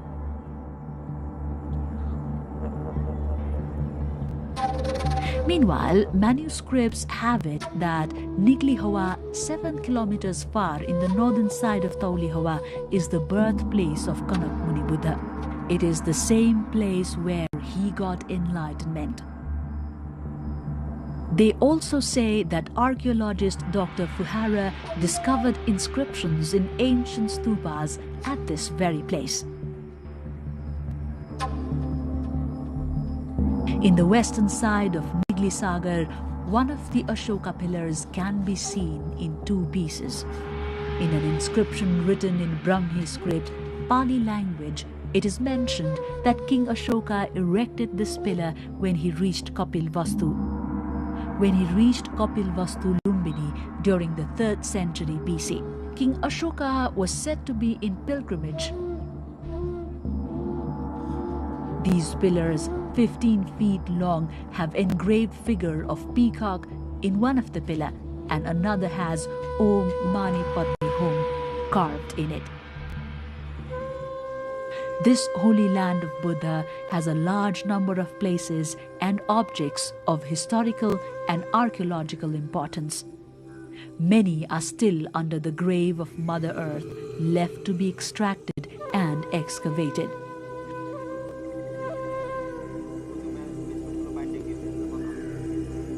After watching this documentary about Holy Land of Lord Buddha, you need not reach far to realize peace. Reaching this sacred birthplace of Lord Buddha will be enough to experience eternal peace. This holy land is the source of world peace.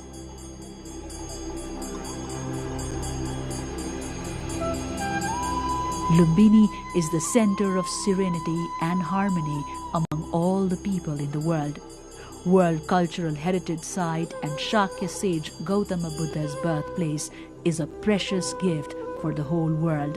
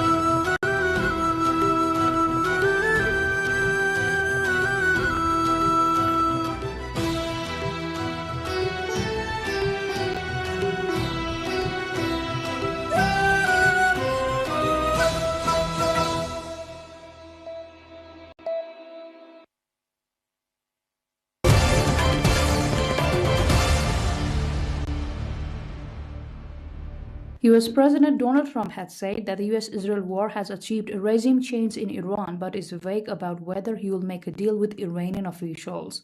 Trump also added that he wants to take the well in Iran by seizing its export hub of Kurg Island. Speaking about Air Force One, Trump added that he is willing to let well into Cuba as a Russian tanker nears the island. I think we'll make a deal with them, pretty sure. Whether it's possible, we won't. But we've had regime change, if you look already, because the one regime was decimated, destroyed, they're all dead. The next regime is mostly dead. And the third regime, we're dealing with different people than anybody's dealt with before. It's a whole different group of people. So I would consider that regime change. And but the military is building a massive complex under the ballroom, and that's under construction, and we're doing very well. So we're ahead of schedule. Meanwhile, global markets reacted sharply with Asian stocks falling and oil prices surging. Brent crude rose to $116 per barrel, up from 2.9%. The Trump administration has deployed U.S. Marines to the Middle East as the U.S.-Israel war on Iran stretches into its fifth week and has also been planning to send thousands of soldiers to the region. On Saturday, the U.S. Central Command CENTCOM said about 3,500 additional soldiers arrived in the Middle East on board the USS Tripoli. Israel's military says it is striking targets across Iran's capital, Tehran. Iran's government says energy infrastructure has been damaged, but Iranian media reports that power has been restored to most parts of Tehran and the nearby city of Karaz. A university in the central city of Isfahan has been targeted by strikes for the second time this weekend. Israel says a fire at an industrial site in the south of the country caused by an Iranian attack has been brought under control hours after declaring a hazardous materials incident in the area.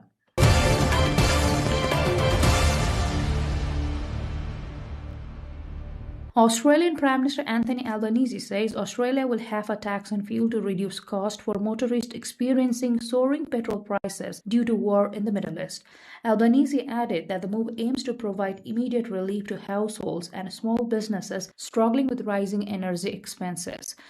We're making fuel cheaper today because we understand that Australians are under serious pressure. However, we really also want to encourage Australians who can to take public transport to help save fuel for the areas and industries that need it. And I note a couple of the jurisdictions have taken action to reduce public transport fares as well. Albanese also emphasized that the government is monitoring global markets closely and is prepared to take further action if fuel prices continue to climb. The measure has been welcomed by industry groups and consumer advocates who say it would help ease financial pressure on families, while broader solutions to energy costs are explored.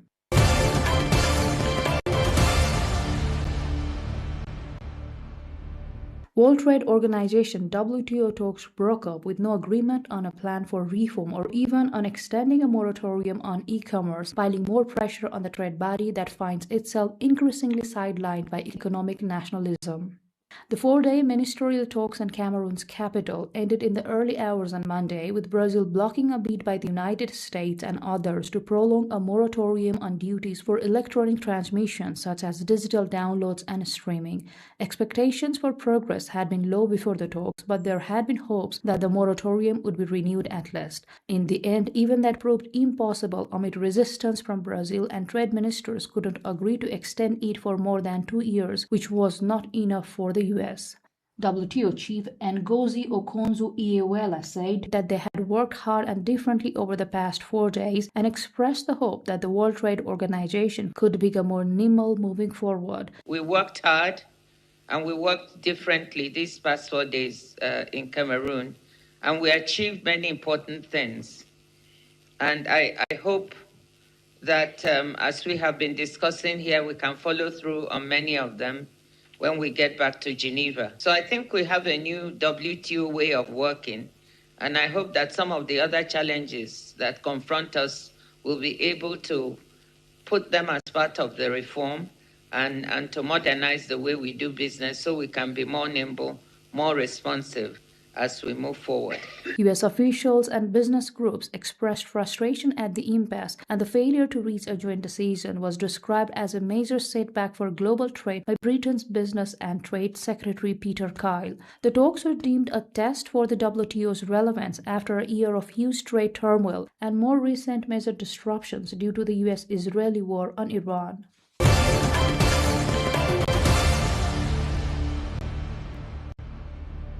Thai city Chiang Mai was ranked the world's most polluted city on Monday as toxic haze from over 600 wildfires blanketed the region, forcing officials to deploy helicopters for aerial water drops in the mountainous regions. Satellite imagery confirmed hundreds of hot spots across northern Thailand and neighboring borders, with smoke drifting into urban centers and reducing visibility to a thick white mist. Chiang Mai's municipal area was ranked the world's most polluted city by IQ Year, recording a hazardous 263 US AQI and 188 micrograms per cubic meter. Health officials have advised all residents to wear N95 masks and remain indoors as the seasonal burning season continues to worsen the air quality across the province.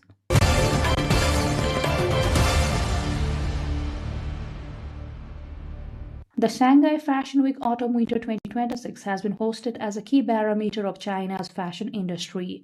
The event is rapidly emerging as a key gateway for international brands entering China and a launchpad for Chinese designers to make their mark in the global stage. This season, designers, buyers, and brands have converged not only to present their collections but also to engage directly with the market. Unlike Paris's focus on exclusive talent discovery or Milan's emphasis on high-end luxury, Shanghai distinguishes itself with a fully integrated fashion ecosystem.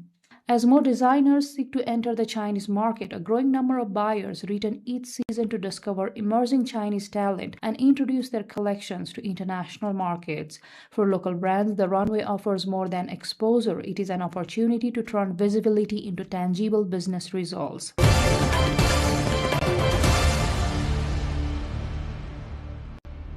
NASA had said all preparations have been made and everything is ready for a possible launch of the Artemis 2nd moon mission.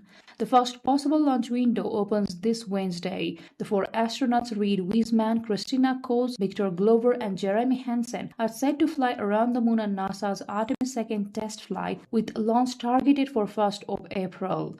We are getting very, very close, and we are ready. We held our flight readiness review a couple weeks ago, and since that time, all of our operations have been going very smoothly. It's been going very well. Our flight systems are ready. The ground systems are ready. Our launch and operations teams are ready. And our flight operations team in Houston are also ready. It will be the first crewed mission to the moon in more than half a century. Getting into launch countdown, we've checked out our cryo systems, our LH2 and LOX systems, and all those tests have passed. We've done radio frequency tests with our launch vehicle and the spacecraft, and that went very well. If all goes according to the plan, the mission will mark a historic step in NASA's efforts to return humans to lunar orbit and pave the way for future deep space exploration.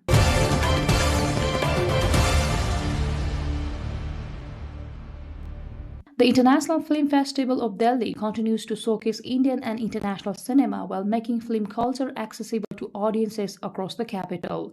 The festival, aimed at bringing Indian and international films to the audiences across the capital, attracted cine lovers with a lineup of critically acclaimed movies and engaging events. Movie enthusiasts were treated to a diverse selection of screenings, including the Singaporean movie Il O Ilu, classics like Rosa and Rang De Basanti, and popular regional movies, reflecting the festival's commitment to showcasing storytelling in all its forms.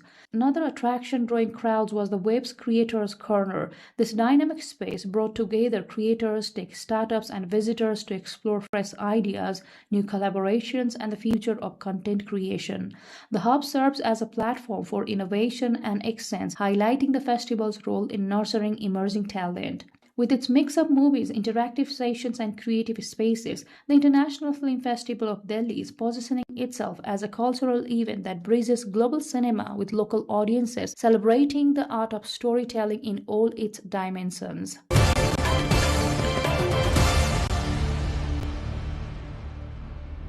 The ancient Turkic equestrian sport of Kokboru was held for the first time in Kayseri province, showcasing both athleticism and cultural heritage. On horseback, players from two opposing teams engaged in fierce competition to seize the goat peltry, the carcass that serves as the central element of the game.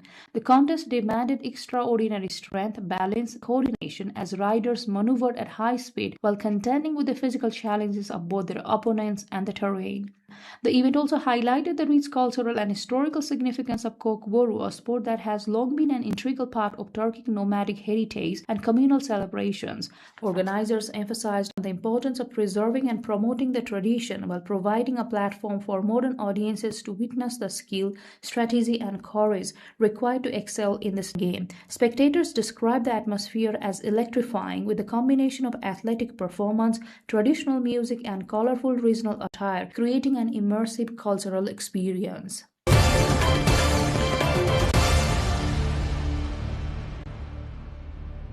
People wearing samurai costumes and carrying torches have recreated a centuries-old spectacle in western Japan. The annual event held in Unzen City in Nagasaki Prefecture revives a procession of warriors dating back to Japan's Sengoku period in the 15th and 16th centuries. It originates from a samurai march led by feudal commander Naokazu, who ruled the area. About 150 people clad in armor and other traditional attire gathered at a park near the beach on Saturday. The participants carrying torches walked for about 2 kilometers towards Tachibana, where some 800 cherry trees had just begun to bloom. Spectators enjoyed taking photos of cherry blossoms lit by torches under the night sky. A boy who is about to enter a junior high school was one of the participants who played a young samurai. He said that parading and chanting with others was fun and he felt a sense of togetherness. He added that he hopes the event will continue forever.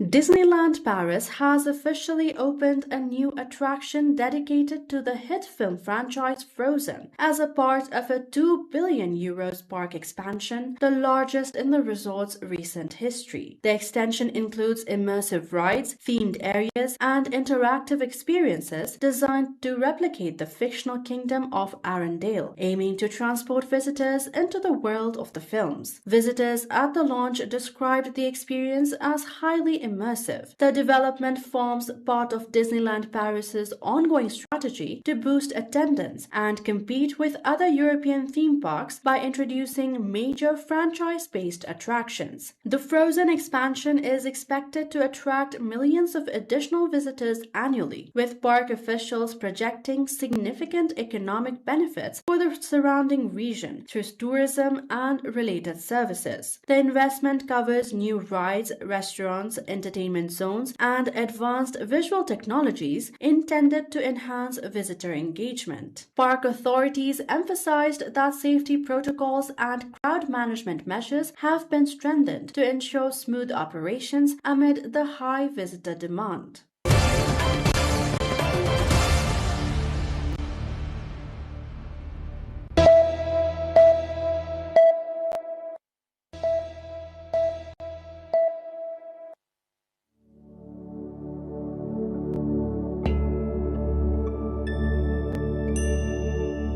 Kathmandu has long been known as a place where natural beauty, history, culture, and spirituality come together in remarkable harmony.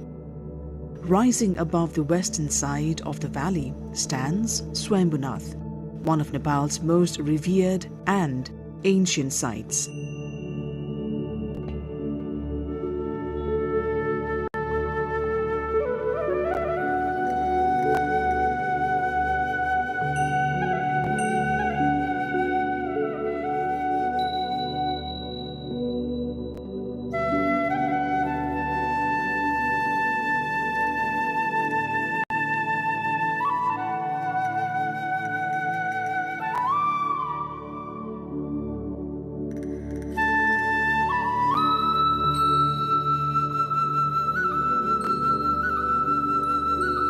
Many simply call it Swayambhu. For countless generations, it has been a sanctuary of spiritual devotion, a place where the first light of morning touches the prayer flags, and where monks and devotees begin their day in meditation and worship.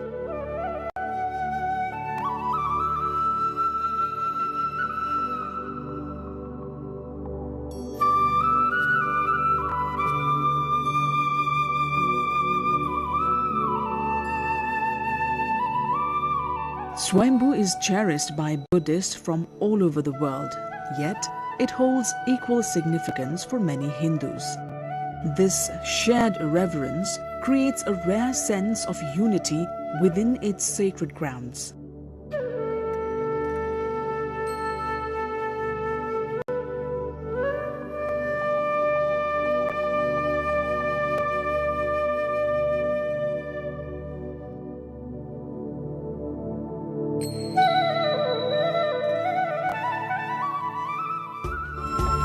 The origins of Swayambhunath stretch back at least 2.5 millennia. Inscriptions and centuries-old statues found throughout the site testify to its long-standing presence and its profound cultural importance. The stupa itself is one of Nepal's traditional religious landmarks, crowned by the serene eyes of the Buddha that gaze out across all four directions. These eyes are regarded as a message of compassion, awareness, and peace for all beings.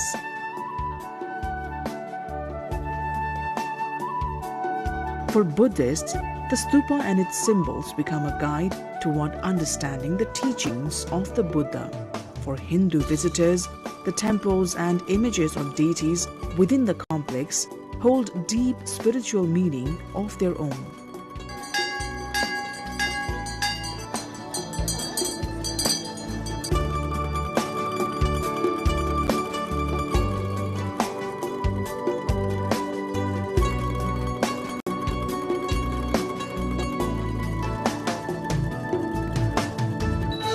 In 1989, Swayambhunath was formally recognized by UNESCO as a World Heritage Site, an honor that elevated Nepal's cultural identity on the global stage and helped protect this extraordinary place for future generations.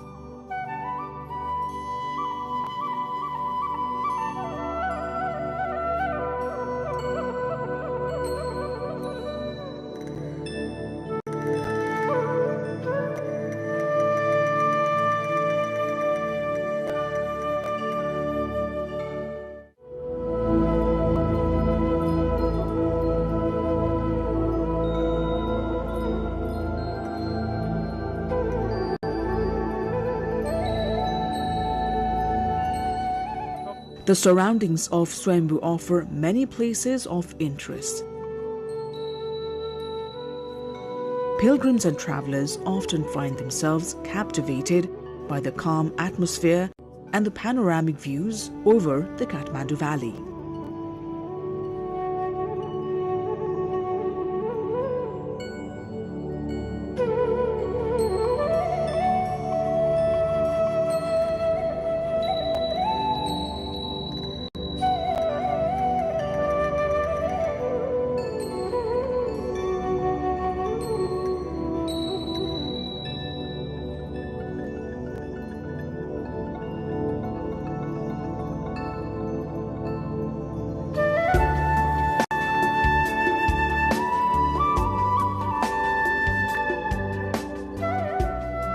The architecture of the complex reflects a graceful blend of Nepali and Tibetan influences.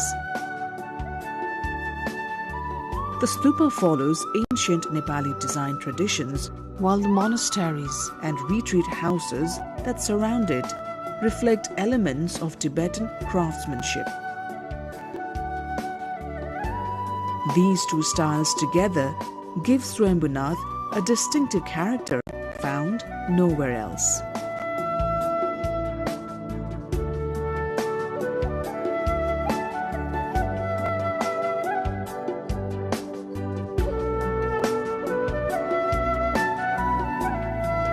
Preserving Swayambhu is not only a religious responsibility, it is an effort guided equally by historical and cultural commitment.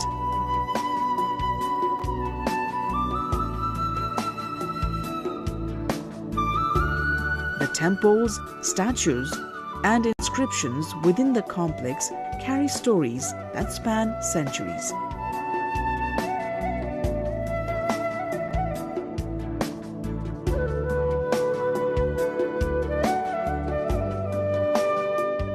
The main stupa, crowned by the four compassionate eyes, remains the heart of the site. Monks gather each day to meditate and study.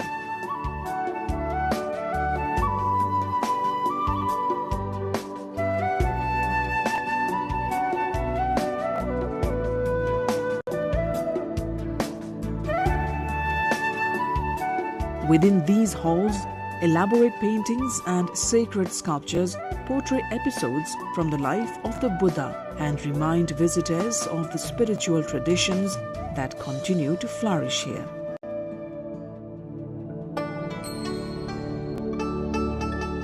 The entrance to Swayambhunath features a gate designed to convey purity and reverence. Sculptures and painted figures on the gate reveal the guiding ideals of Buddhist philosophy.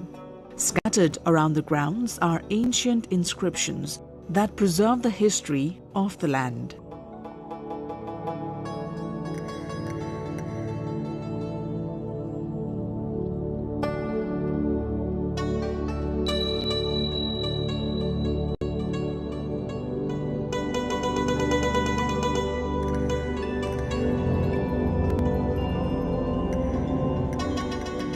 Statues of various Buddhas stand alongside images of Parvati and Shiva, creating a space where cultural diversity and shared devotion coexist with harmony.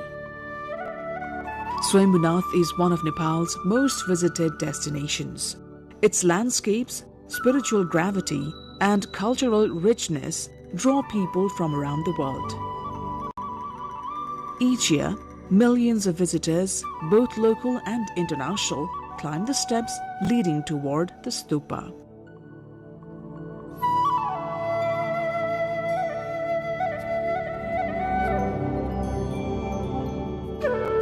Their presence contributes greatly to Nepal's tourism economy and to the livelihoods of those who live and work nearby.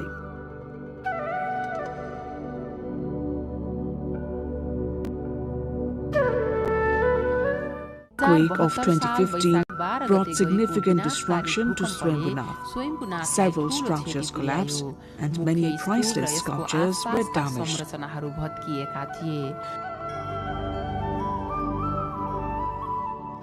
The impact on the site's cultural heritage was deeply felt throughout the country. Yet, the response to this tragedy revealed the strength of the community.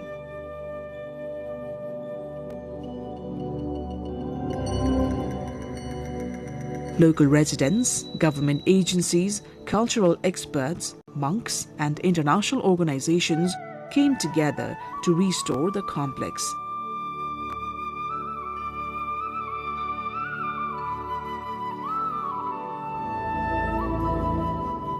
The rebuilding process became more than a physical reconstruction. It became a spiritual effort guided by devotion and the hope of preserving peace and compassion for future generations. Today, visitors find improved pathways, restored shrines, and safe spaces from which to explore the site. Nearby, Guest houses and small hotels offer comfortable places to stay for those who wish to spend more time experiencing the surroundings. For many, Swayambhu is not only a religious landmark but a symbol of introspection and inner calm. The peaceful environment encourages reflection. The sacred presence of the stupa gives visitors a sense of quiet strength.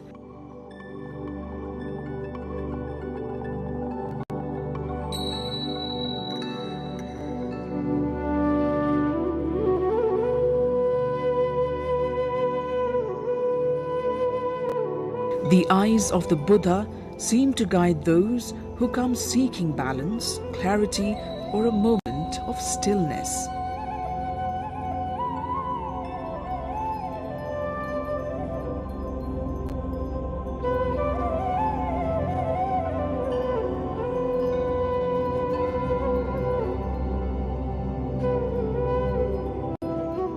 As the sun rises, its light glimmers on the golden pinnacle of the stupa. And as the night falls, the view of Kathmandu from this hilltop feels almost otherworldly, as though the city below is touched by a gentle glow. Swayambhunath continues to stand as a reminder of the spiritual harmony that has shaped Nepal for centuries. It invites every visitor to pause, to breathe, and to discover a deeper part of themselves.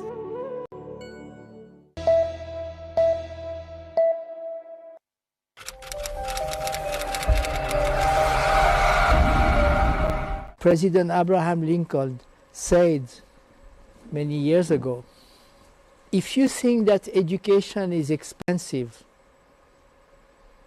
how much ignorance do you want to finance? Right.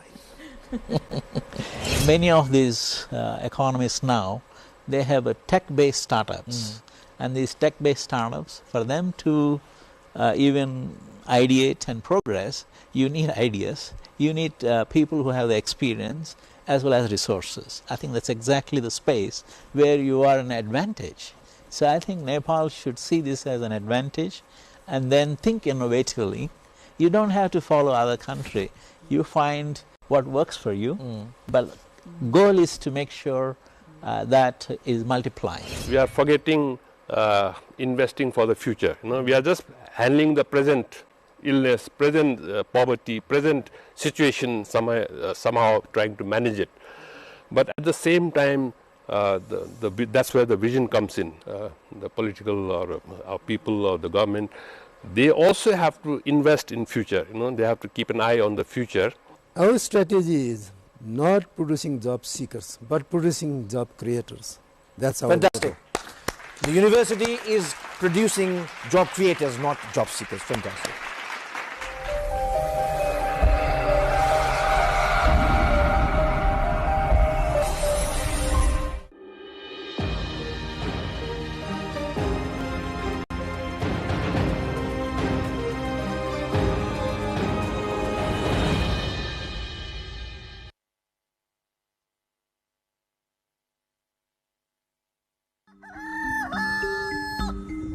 It's early in the morning at the Three Hills village at the wildlife reserve area known as Burunga at Babati district in Manyara region.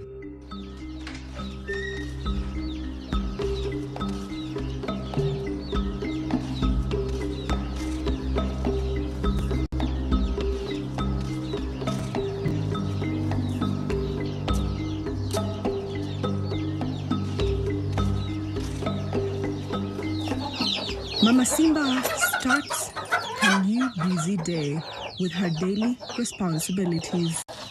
This is a tradition which she carries day by day throughout the week from Monday to Friday.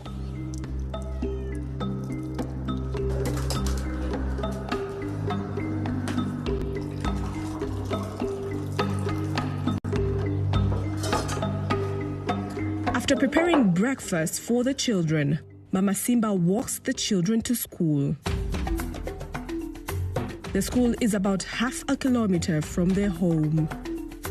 The availability of the community living at this area has managed to create the cohabitation, interaction between wildlife and humans. Mdori Primary School is one of the schools that have benefited with various development projects, of which are a product of tourism revenue at the Burunga area. Not only within the education sector, such as schools alone are benefiting from the tourism at the community living within the wildlife reserve area at Burunga, but also health sector, of which both sectors cater social services.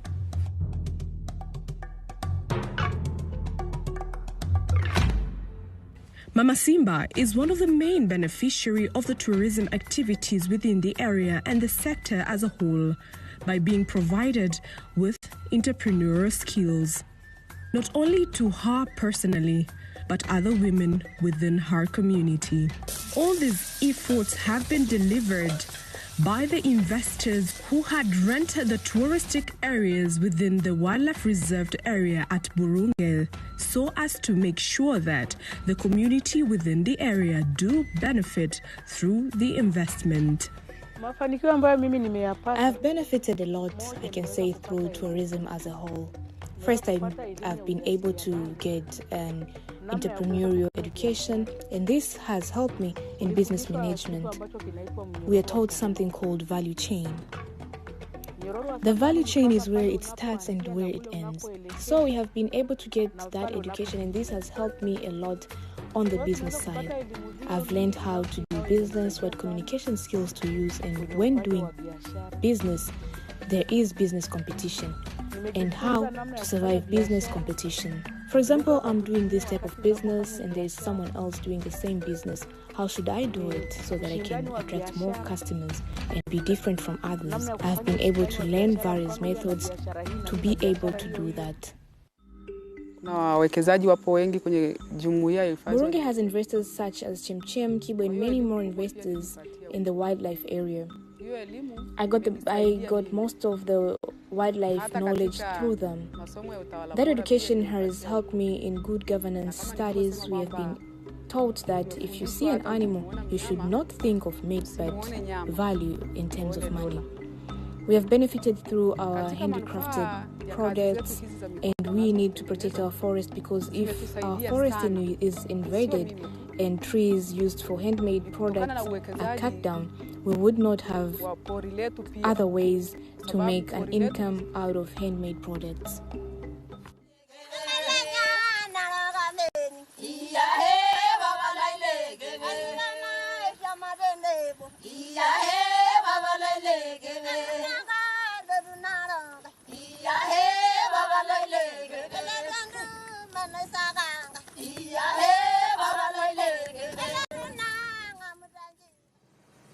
Investment of various business activities within Burunga area has helped out in charting ways for the employment market, especially to youth and local traditional groups in entertainment and creativity. Mama Simba is one of the group member and a leader of the traditional dance group and arts known as Chem Chem. And this involves the Maasai and Wambungwe, who are the natives within the area.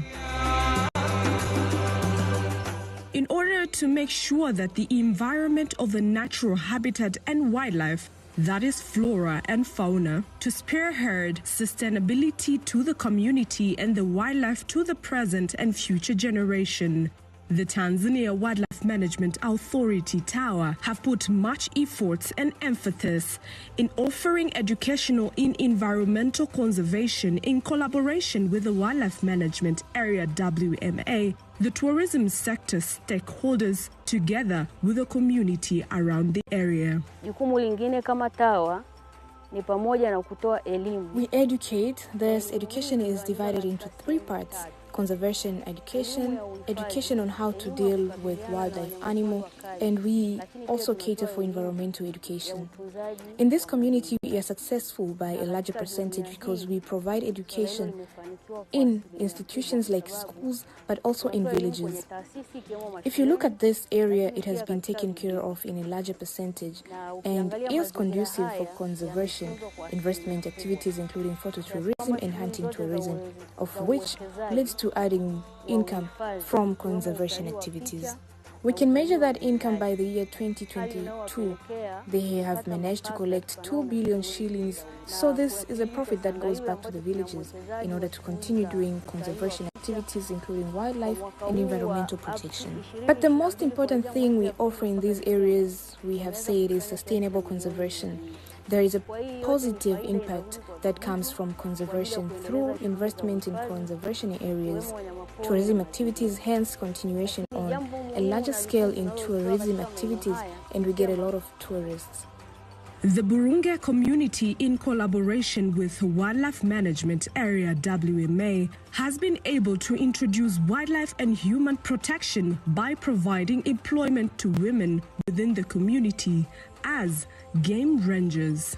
The game rangers do patrol within 24 hours so as to ensure the tight security, hence all illegal conduct within the managed and conserved area for wildlife is prevented, and at the same time, the wildlife animals do not invade the human area and destroy their crops and livestock. This work has given me tremendous success. I've been able to educate my child, build a house, and doing various social activities. I advise my fellow women to do this work, to love it, and to do it with confidence. We help the community in protecting of their properties. For example, we do patrol work, we protect the crops, and help people chasing away wild animals that destroy.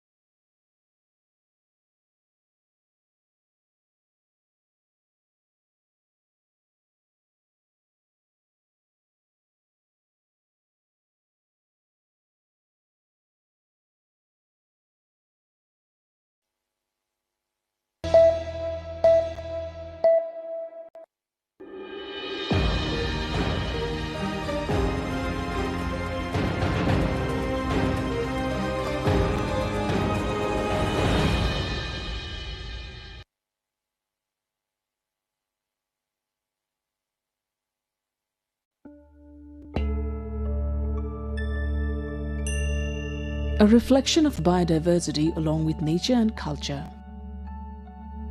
A view of the silver-like shining mountain range right before your eyes.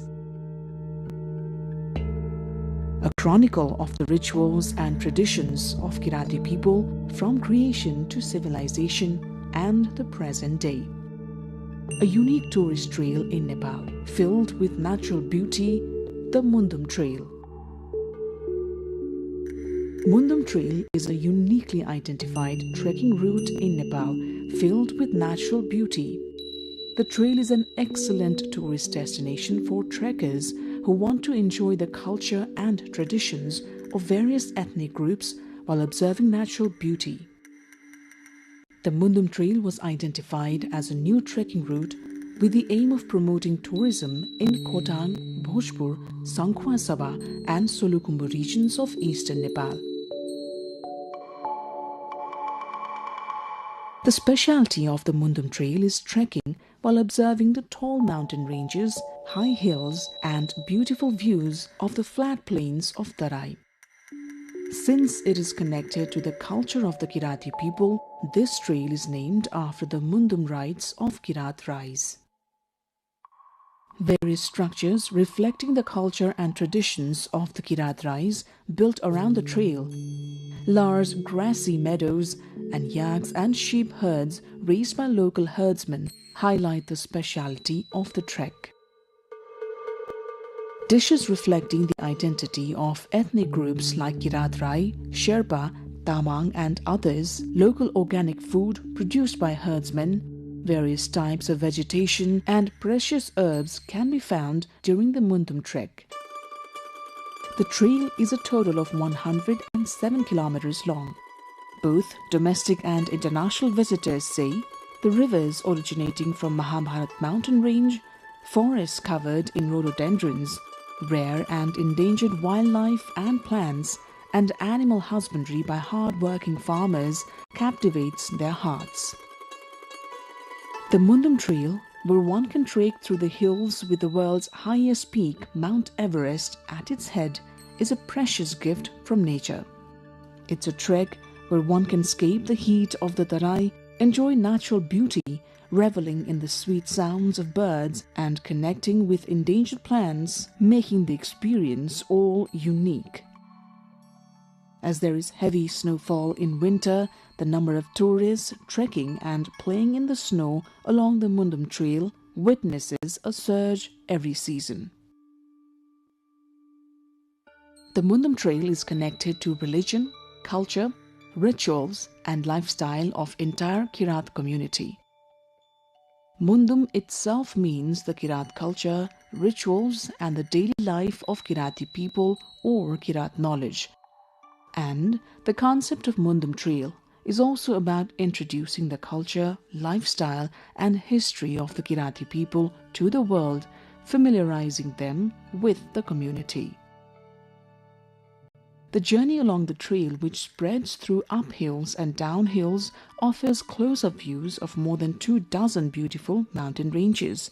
That includes Nuptse, Everest, Lhotse, Makalu, Kanchenjunga and Kumbhakarna. They all delight every traveler. The Mundum trek starts from Dawa Bhanjang in Diktel, Sakaila rural municipality of Khotang and Bhojpur Bazar in Bhojpur. Most tourists start their journey on this trail from Chakhewa Bhanjang in Temki Moying rural municipality, Bhojpur. The trek starting from Chakhewa Bhanjang is a gift of biodiversity, culture and nature. The trail is also a tourist area listed among the 100 must-visit destinations selected by the government of Nepal. Temki Dada is an excellent tourist destination near the starting point of the Mundum Trail. It lies on the border of Bhojpur and Khotang. It is located at an altitude of about 3,032 meters above sea level and is a flat plateau on top of a single hill. The history of Temki Dada is also linked to Kirati civilization. Temki Dada is a habitat for various species of trees like jamb, rhododendron and chimal, as well as endangered wildlife such as red panda, ghorol and thar. Various places in Koshi province can be clearly seen from Temke Dada. From here, one can have a panoramic view of dozens of mountain ranges, including the world's highest peak, Mount Everest, Makalu, Kanchenjunga and Gauri Shankar. Apart from that, from Temke Dada, one can watch the sunrise and sunset.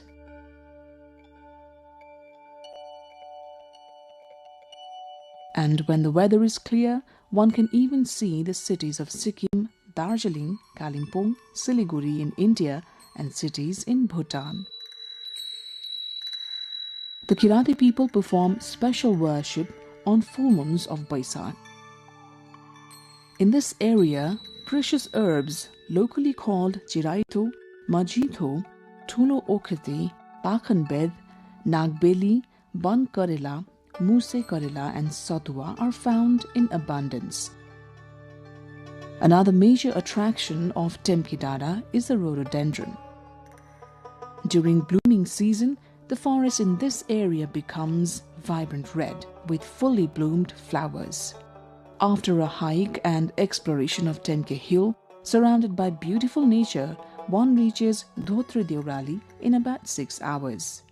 During the journey to Dhotre, trekkers enjoy nature's embrace, marvel at various rock formations and relish the trek while connecting with the high hills. At Dhotre Deorali, there are arrangements for food and lodging for tourists. Leaving Dhotre and moving forward on the trek, various structures have been built targeting the culture and traditions of Kirati people to attract tourists. The Mundum Trail's construction began with a 35% investment from Koshi provincial government, 35% from Swiss government and 30% from the local government. Along this entire trail, rest stops, drinking water taps and stone platforms have been built for tourists. 15 ponds in the shape of a chindo, which is a traditional Rai vessel reflecting Kirat Rai culture, have also been constructed. This is a place where shamans have walked, a place of tantric power and an extremely scenic area. Mundum is the name of a Kirat scripture. The trail is named after this sacred name. This trail, which integrates various aspects of Kirati civilization, culture, history and life from Selichung to Mayung and then to Temke, and from Temke to Kualung and Tuachung, proceeds along the ridge of Mahabharat mountain range. Another special beauty of the Mundum Trail is Has Pokhari. Located at an altitude of 3,333 meters above sea level, Has Pokhari is a special destination that should not be missed during the trek. At the edge of Has Pokhari, a statue of Sumnima and Paruhang has been erected. According to Kirat Mundum, Sumnima and Paruhang are the creators of this universe. The gentle fragrance of various species of flowers blooming in the grassy meadows captivates every tourist visiting Has Pokhari. The rhododendrons that bloom in season in the Has Pokhari area make one feel like staying in the vicinity of the pond forever. During their journey to Has Pokhari, travelers can observe at least 16 species of rhododendrons that bloom during the spring season. Another important destination of the Mundum Trail is Mayung Dada. Located in Temke Mayung rural municipality of Bhojpur, Mayung Dada is a beautiful place with tourism potential. The journey to Mayung Dada, which is at an altitude of about 3,600 meters above sea level, takes place through the middle of a very smooth meadow. During this journey, any tourist with the melodious sound of music wishes to be immersed in the glory of beautiful nature, even if for a short while.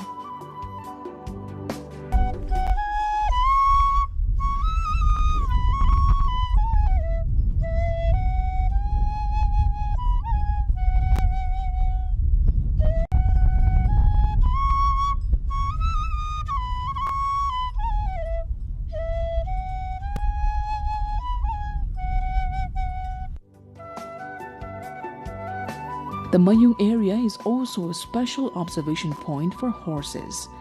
The attraction of horses roaming freely under the open sky is another unmissable feature of Mayung Dada.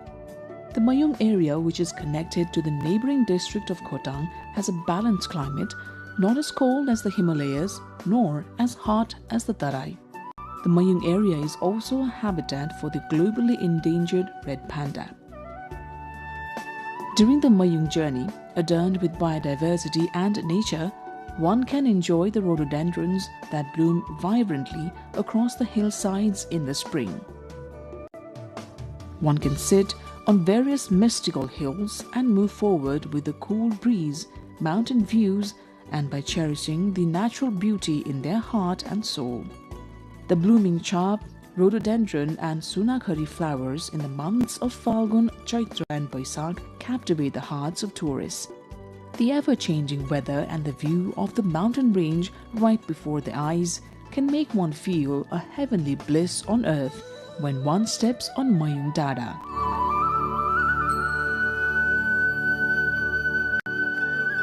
From Mayung Dada, most of the hilly districts of eastern Nepal, as well as the high hill plains and villages of Nepal and India, look as if they are in the palm of one's hand, making one want to keep watching.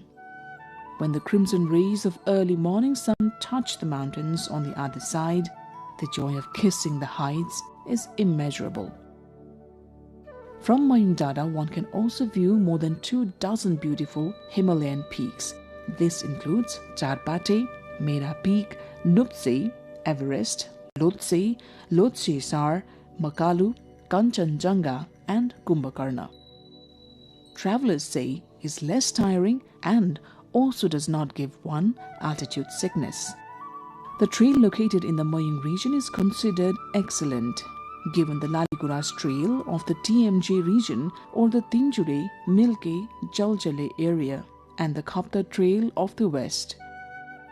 On the Mundum trek, after passing through Chakhewa-Bhanjang, Mayung Dada has Pokhari, Satobato, Laure Bhir, Rawathap and Salpa Bhanjang.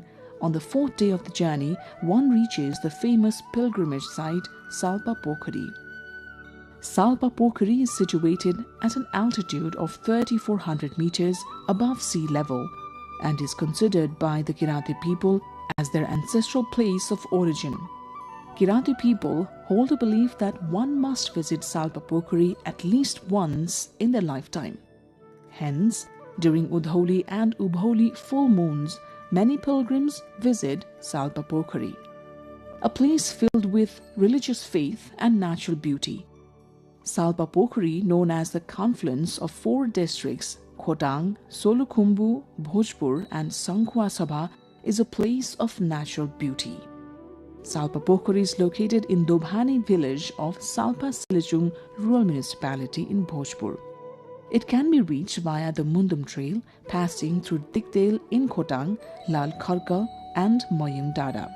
However, there are other routes to reach Salpa Pokhari as well.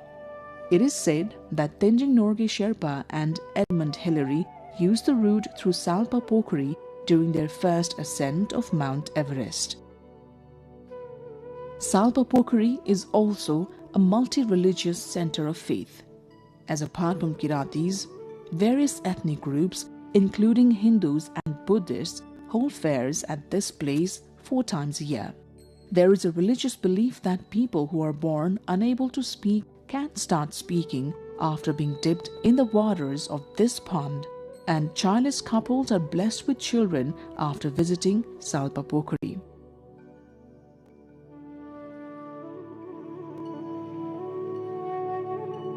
Silichung Dada with Salpa Pokhari as its base camp is an important destination for tourists trekking the Mundum Trail. Tourists who reach Salpa often make a return trip to the summit of Silichung Dada, which stands at an altitude of 4,100 meters. Specially considered a significant center of religious faith for the Kirati people, from the Silichung Peak one can easily view the Himalayan range as well as the flat plains of the Tarai. From Silichung, 6 Himalayan peaks including Everest, Makalu, Kanchenjunga, Kumbhakarna and Mera Peak can be seen right before one's eyes. The Salpa Silichung Peak the highest point in the religiously and touristically significant district of Bhojpur, is established as the tallest among Temkedada and Moyingdada. There is a popular belief that wishes are fulfilled after visiting and offering prayers at the peak of Silichung. Silichung Peak is located on the border of Bhojpur and Sankhwa Sabha districts. It is useful not only for anchoring one's religious faith, but also for savoring the unique blend of nature and culture. From the peak of Silichung, one can directly see Salpa Pokhari to the south and the villages of Solukhumbu, Sankhwa Sabha and Bhojpur. The valley and plains formed by the Arun River, which flows through Bhojpur and Sankhwa Sabha, can be easily viewed from this area. From Silichung, one can also enjoy panoramic views of the sunrise and sunset. At sunrise, a captivating view of mist in the Arun Valley can be seen from this spot. When the weather is clear, climbing Silichung Peak brings a feeling of heavenly bliss. The Silichung area is as naturally beautiful as it is culturally significant. In recent times, Kirat, Hindu and Buddhist followers have come to regard Silichung Peak as a common pilgrimage site. A large number of shamans gather here during the full moons of Bhadra, Kartik and Baisakh. Shamans in particular ascend Silichung to gain power and knowledge. The fragrance of the extremely aromatic bhairung, sunpati and other fragrant herbs and flowers found around Silichung makes the stay there even more pleasant. There is a Mundum myth that Kirati people gain power from this area, envisioning it as the place where the world was created, starting from the hearth, the main pillar, the main door, the eaves, the flower garden, the resting place, and the final water source, while praying to their ancestors for divine power. Upon reaching this point, the Mundum trek can be considered complete for the time being. The Mundum Trail is an excellent destination for tourists who want to get close to the Himalayas and enjoy their beauty.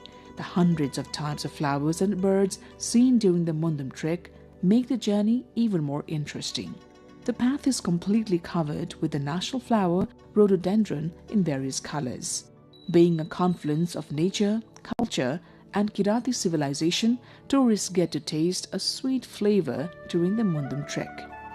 People of all age groups can undertake this trek.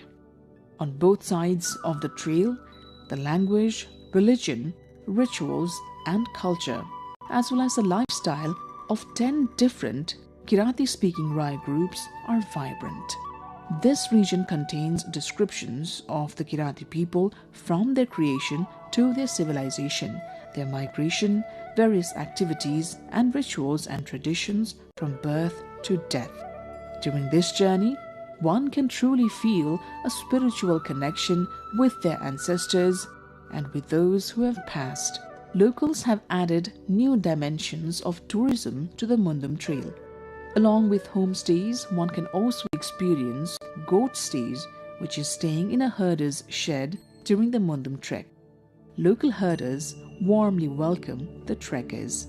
This trail of indigenous civilization has recently emerged in the tourism world as a top cultural destination. Therefore, developing the Mundum Trail, an exceptional confluence of nature and culture, into a model destination for recreation and study for both domestic and international visitors has become a pressing priority.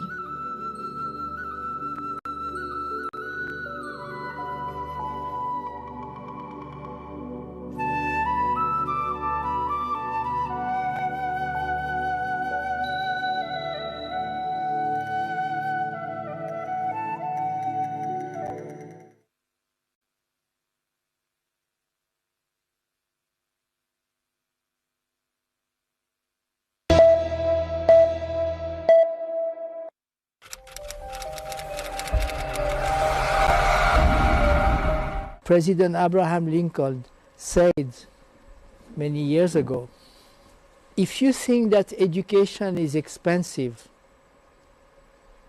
how much ignorance do you want to finance? Right.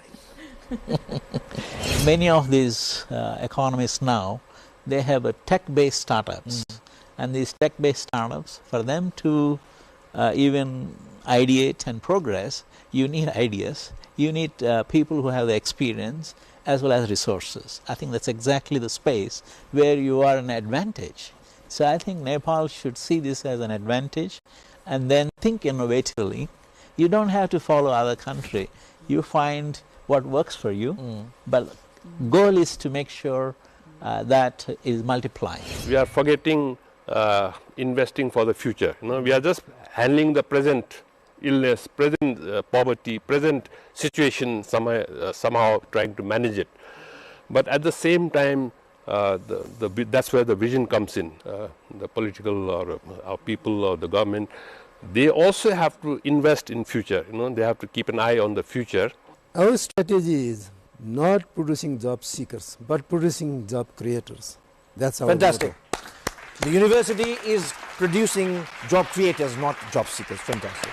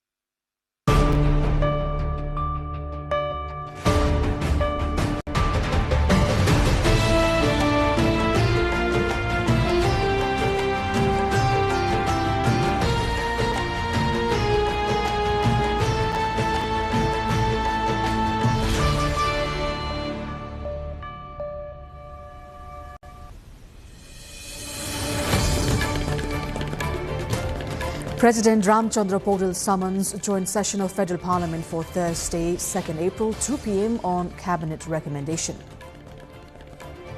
Government forms task force under Shinsa to draft constitution amendment discussion paper with parliamentary party representation. Nepal Supreme Court issues show cause notice over arrest of former Prime Minister and Home Minister, directs government to respond within 3 days. Ministry of Education imposes blanket ban on entrance preparation and bridge course institutions. Decision sparks a debate. US President Trump threatens to obliterate Iran's power plants if no deal was reached. Oil prices surge as tensions escalate in the Middle East. And Sudur Pashchim defeats Lumbini province by 12 runs. Madhesh beats Karnali by 5 wickets in Prime Minister Cup one-day cricket tournament.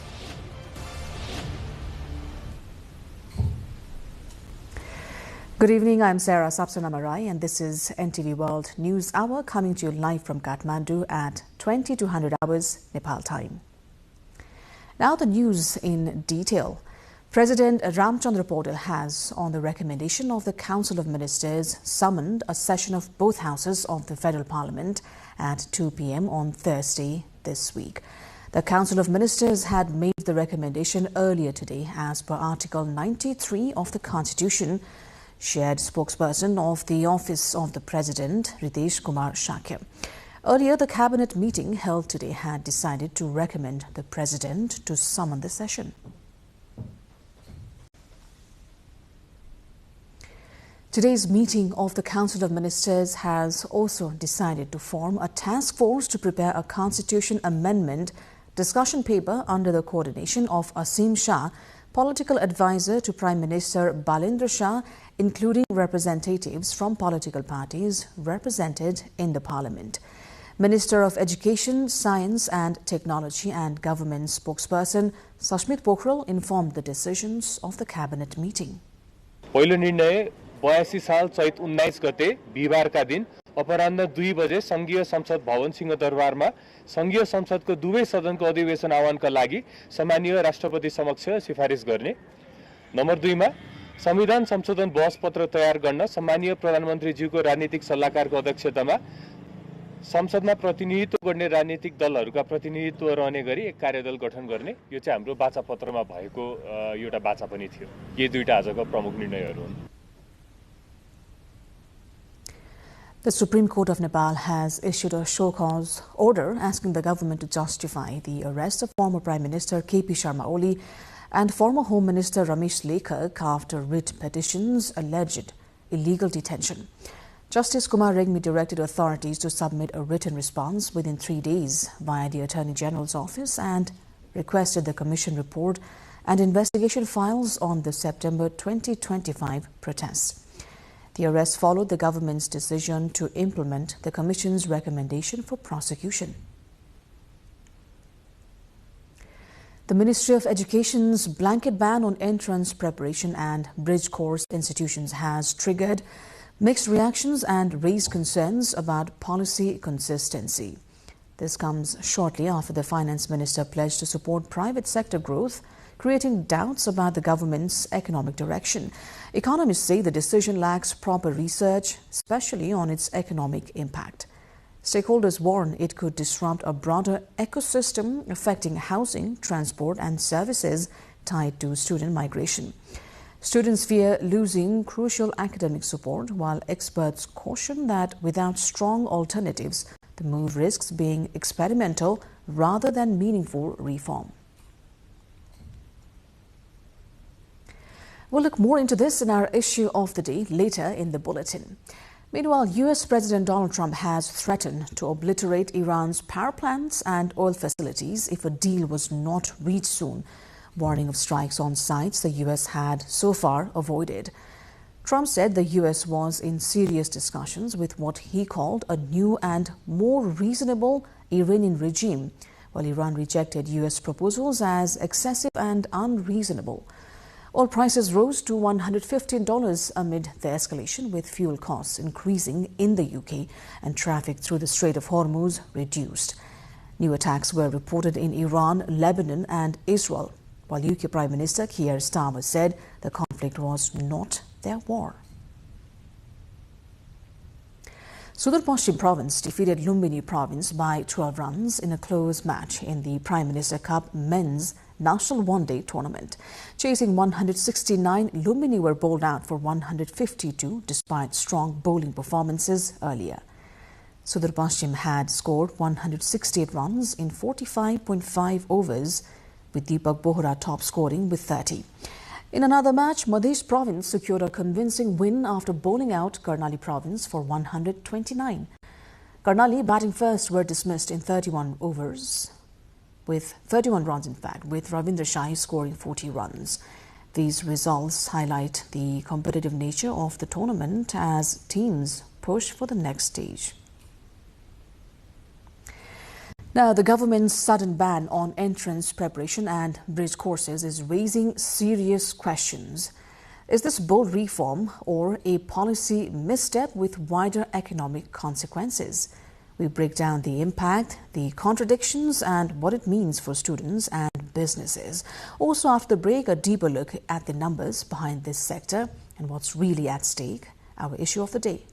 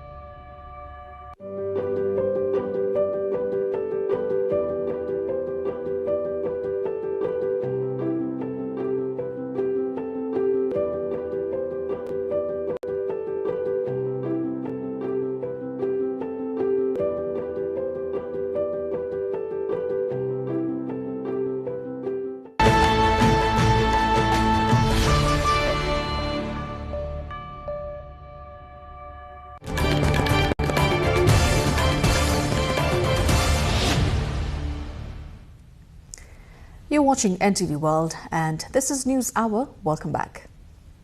Time now for our issue of the day. The Rashtriya Swatantra Party government, sitting on a majority, carried a heavy burden of public expectations. The action-oriented beginning has received applaud from various quarters, but some are also questioning the legality and procedural shortcomings. One such decision that has created widespread confusion is the blanket ban on bridge course classes. Diksha Awasthi looks into it.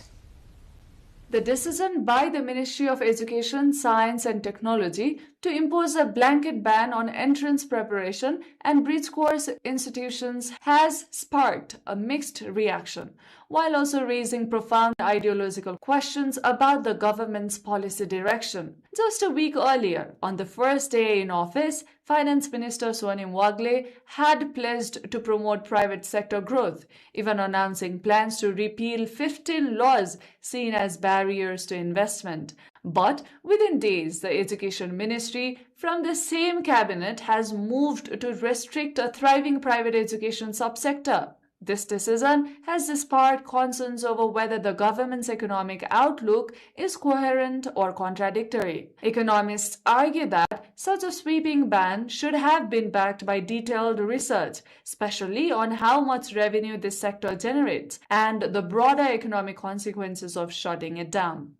So, first thing, what is the size of the economy of the tuition centers and bridge courses? How many people are employed there? And what segment, what section of the society it is serving? So my question as someone who thinks about policy making process would be asking what are the numbers and what do these numbers tell us in terms of the decision that the government has taken. Stakeholders say the impact goes beyond preparation classes. Over the years, entrance preparation hubs, particularly in Kathmandu, have created a wider economic ecosystem. Students from across the country relocate here, fueling demand for hostels, transport, computer training, and even driving schools. Disrupting one sector, they argue, risk affecting this entire ecosystem. Students, meanwhile, highlight a different concern. Coming from varied educational backgrounds, many say they rely on these institutions to crack competitive entrance exams and to receive academic counseling and guidance. I have already dropped 3 times and it's my 4th times, and I was in depression. I was in simple depression, and the chairperson of this institute, Leela sir, makes me to come here, and he said that to learn, and I'm right now out of the depression because of this institute. This is the entrance institute, yeah. So I may do something wrong in my career, but this institute has been helped me. Experts also warn that without strong alternatives, such decisions risk becoming experimental rather than reform-driven, which creates a vacuum. As the government that came to power on promises of good governance and effective delivery moves forward, questions remain. Is this a step toward reforming education or a policy decision made without a proper study and misaligned vision? Diksha Awasthi with camera person Rasila Shrestha reporting for NTV World. Nepal is witnessing a surge of students heading overseas, with more than 110,000 leaving each year. Nearly $1 billion is exiting from Nepal annually on abroad education, from affordable Japan to the costly United States. This growing exodus is not just about degrees, it's also affecting the country's economy and future workforce. Smithu Gising Thamang looks into the numbers. Every day, hundreds of young Nepalese leave the country, not for tourism, not for work, but for education. More than 110,000 students now go abroad annually as per the data of the Ministry of Education. That's roughly 10,000 every month and as many as 500 every single day. The scale is growing fast. In the past 7 years alone, over 500,000 Nepali students left to study overseas. After a brief slowdown during the pandemic, the numbers have surged back, reaching record highs. Globally, Nepal stands out. Nearly 1 in 5 higher education students from the country is studying abroad, one of the highest rates in the world. Most head to just a handful of destinations, namely Japan, Australia, Canada, the United States, and the United Kingdom. But studying abroad comes at a cost. Depending on the country, a Nepali student may spend anywhere from around 6,500 to over 130,000 US dollars for a single degree. In Japan, yearly costs can range between 6,500 to almost $10,000. In Canada, around $16,500. In Australia and the United Kingdom, between 23,000 to nearly 53,000 US dollars. And in the United States, costs can exceed 70,000 US dollars per year. For many families, that means spending between 2,300 US dollars to over 155,000 US dollars on a single child's education. Multiply that by the tens of thousands leaving each year, and the impact is enormous. In just 1 year, Nepali students spent more than 977 million US dollars on education abroad. Over 7 years, that figure has exceeded over 3 billion. Experts say the reasons are clear: limited opportunities at home, concerns over education quality, and better prospects abroad. For a growing number of Nepalese, the path to opportunity no longer begins at home. It begins with a one-way ticket out.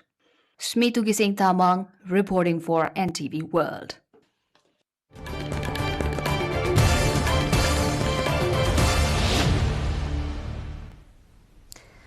Now, amid growing concerns over widespread corruption, the government has announced a powerful Asset Investigation Commission.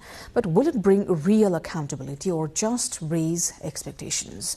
We examine what this move means for those in power and the fight against corruption. Also after the break, voices from the public on whether people believe this step will make a difference. I will cover story after this break.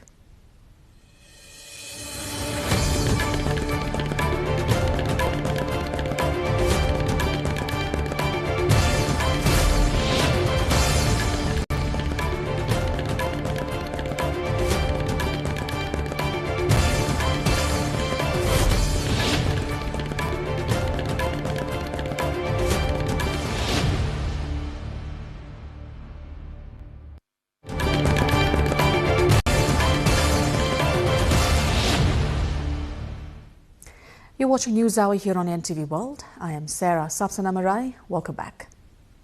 Time now for our cover story of the day. Concerns over widespread corruption in Nepal have repeatedly led to calls for investigations into those holding public office. This time, however, the government has formally announced the formation of a powerful Asset Investigation Commission under the office of the Prime Minister and Council of Ministers. With Siksha Bhattarai and Saloja Dahal, they bring together this report.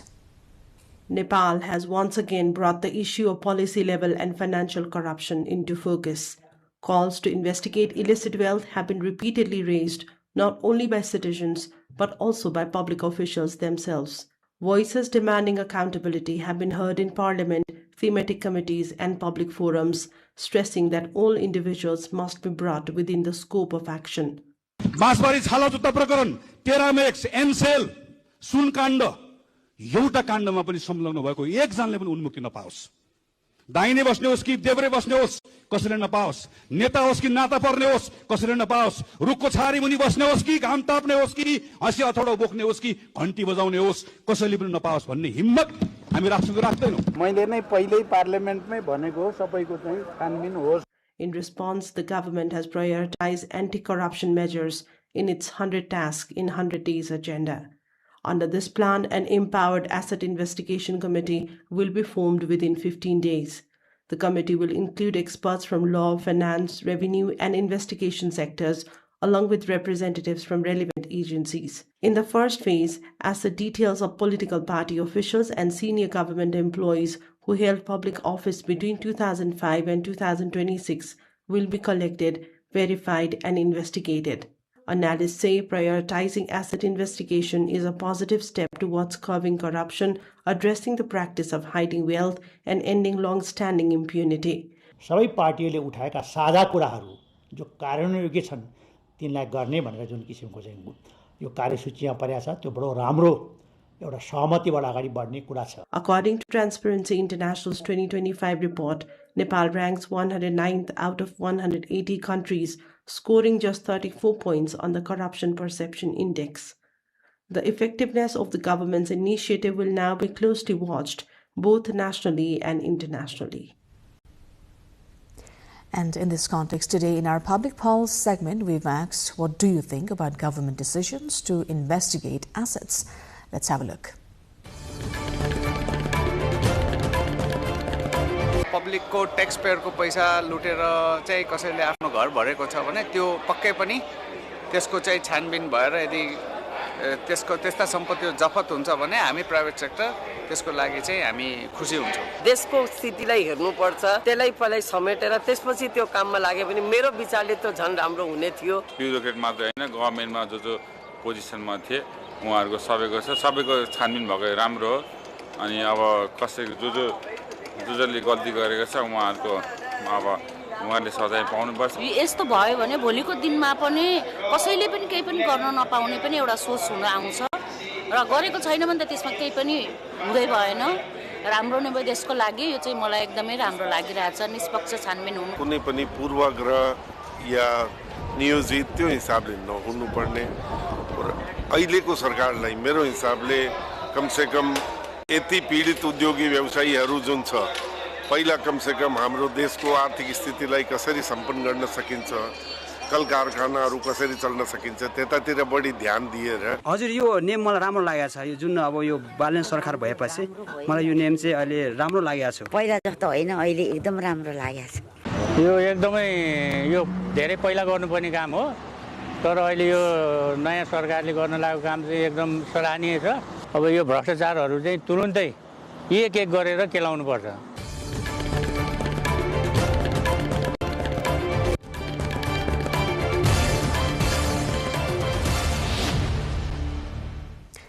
That wraps up our cover story of the day. On to other news.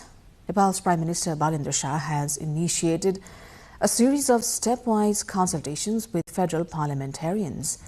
Today he met with MPs from various political parties representing Koshi and Karnali provinces at Singhadarbar. After the meeting, participating lawmakers said the Prime Minister discussed local problems, key issues and potential areas for development with the MPs. Each parliamentarian also highlighted the challenges specific to their respective constituencies. Home Minister Sudhan Gurung visited Nepal Police headquarters and praised officers for performing well despite limited resources. The minister assured them of no unnecessary political interference and encouraged confident, responsible policing. He emphasized improving public trust, urging officers to act politely and bridge the gap with citizens. Gurung also highlighted the police's key role in disaster management, promising training, career growth based on performance and better technology and resources. Officials, including the Home Secretary and Police Chief, commended the force's professionalism, especially during recent elections.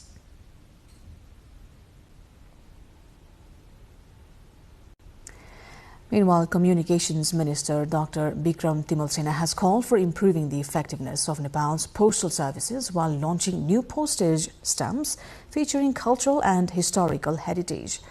The minister highlighted the role of stamps in preserving national identity and promoting heritage while stressing the need to make postal services more accessible and efficient. The minister also directed officials to align with the government's 100-point roadmap and bring forward plans to modernize the sector. He emphasized adopting smart postal service initiatives and making services more technology-friendly to improve delivery. Officials also underlined the importance of stamps in promoting Nepal's heritage, both nationally and internationally. हरेक व्यक्ति change हुन पर्यो। अब हाम्रो सरकारले के गर्दैछ भने तपाई चेन्ज हुनु भएन भने तपाईलाई चेन्ज गर्ने हो के भाषा बुझ्नुभयो नि के भने तपाई चेन्ज हुनु पर्यो तपाईले काम गर्नु पर्यो भने काम गर्नु भएन तपाई चेन्ज भएन भने तपाईले छोड्दिनु पर्यो।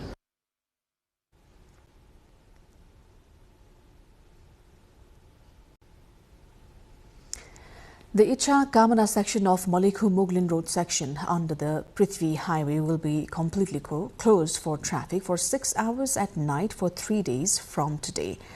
As the road is being upgraded, nighttime traffic is being shut down until April 2nd. Road upgrading is being carried out at Goptebhir and other places falling under Ichakamla Rural Municipality 4 of Chitwan under Mugling Nagtunga Road project. The movement of all types of private and public vehicles, except for essential services like ambulances and fire engines, will be stopped from 10 p.m. to 4 a.m.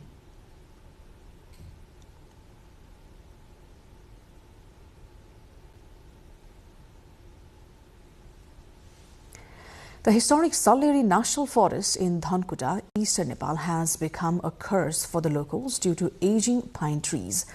The predominantly pine forest, spreading over 800 ropanis of land, poses serious threat to residents who have no choice but to walk through the woods as it spreads across the settlement. Vijeta Bhandari, along with our local correspondent Bidhur Khawas, brings a report. The Syaule forest, located in Dhankuta Municipality, Ward number 6 of eastern Nepal, is home to pine trees that are over 150 years old. In winter, the aging trees pose a serious threat to common people traveling through the forest due to storms and forest fires. During monsoon season, the forest is plagued by risk of uprooting trees. The forest houses the Saraswati temple, school, hospital, and other infrastructures, so hundreds of people pass through it daily. Additionally, the Dhankuta-Hile section of the Koshi highway runs directly through the forest as well. म चाहिँ अब यो मन्दिरमा तपाईको सेवा गर्छु मेरा बाउको पालादेखि 3 पुस्ता भयो अब दैनिक त्यहाँ चाहिँ पूजाआजा गर्न जाने हुँदाखेरि अब जोखिम त असाध्यै जोखिम मोलेर जानुपर्छ हावाहुरी पानी आको बेला On March 16th, a powerful storm uprooted more than 150 trees on a single day. This incident caused damage to structures belonging to Nepal Army, the Ayurveda dispensary, and the local water supply system.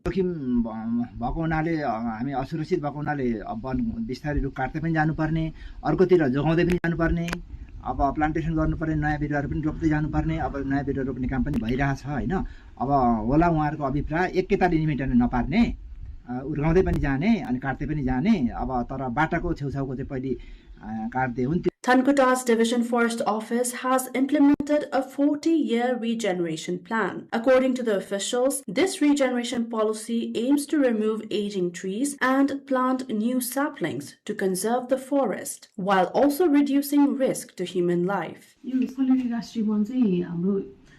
धेरै पुरानो one हो यो चाहिँ राणाकालमै वृक्षारोपण भएर संरक्षण भइरहेको one हो यसको चाहिँ हामीले 40 वर्षे बाली चक्र राखेर चाहिँ कार्ययोजना बनाएका छौं र हरेक 10 वर्षमा हामीले त्यसलाई रिन्यु गरेर 10 वटा ब्लक बनाएर काट्ने गरेका छौं अनि अर्को जोखिम त जुन कुनै जोखिम त भयो र मानिसको जीवधनको क्षति हुने जनधनको क्षति हुने अवस्था आयो भने चाहिँ हामीले त्यसलाई एउटा जोखिमयुक्तमा राखेर अगाडि नै प्लान बेगर पनि काटेर मान्छेको ज्यान धन चाहिँ जोगाउने गरी काम गरिरहेका छौं. However, local residents are demanding the immediate removal of hazardous trees to mitigate the danger. As the forest spreads around local settlements, including schools and hospitals, locals warn that a major disaster could occur if these high-risk trees are not managed in time.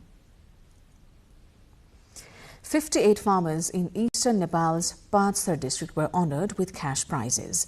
They were recognized for achieving higher rice yields on sloping land by using traditional methods, including oxen plowing.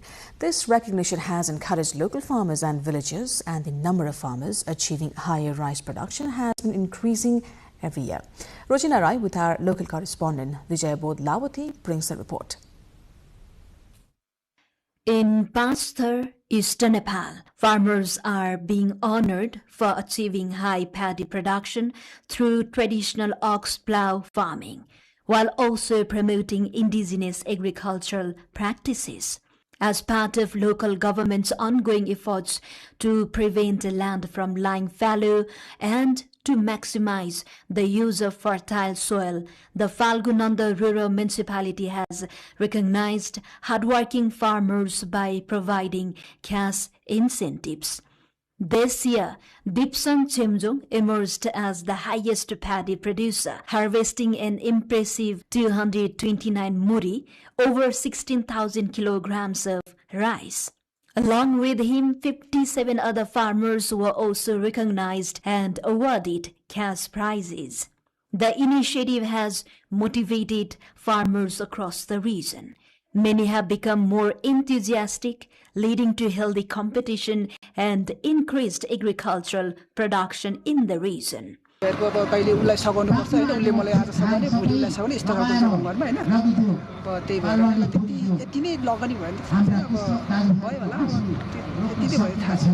Farmers producing more than 68 kg received 50,000 Nepali rupees each, while those producing more than 3,600 kilograms were awarded 30,000 Nepali rupees. To support this program, the municipality allocated 1.7 million Nepali rupees this year alone. Farmers have expressed satisfaction with the support from the local government, as working on steep slopes with the traditional tools and oxen is not an easy task. The municipality and the provincial government have also been providing training, equipment and irrigation facilities to reduce their workload and improve productivity.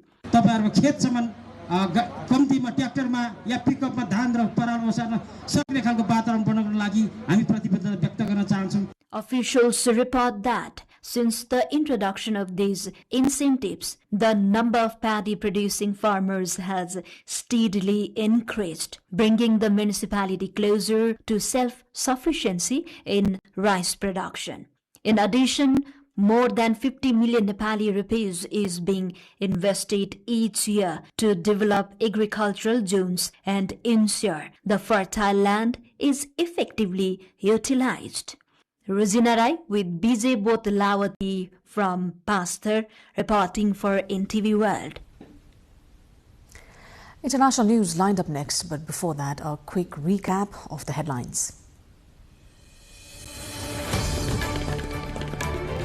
President Ramchandra Paul's summons joint session of Federal Parliament for Thursday, April 2nd on Cabinet recommendation. Government forms task force under Asim Shah to draft constitution amendment discussion paper with parliamentary party representation. Nepal's Supreme Court issues show cause notice over arrest of former Prime Minister and Home Minister, directs government to respond within 3 days. Ministry of Education imposes blanket ban on entrance preparation and bridge course institutions. Decision sparks debate. US President Donald Trump threatens to obliterate Iran's power plants if no deal is reached. Oil prices surge as tensions escalate in the Middle East. And Sudar Pashchim defeats Lumbini province by 12 runs. Madhesh beats Karnali by 5 wickets in Prime Minister Cup one-day cricket tournament.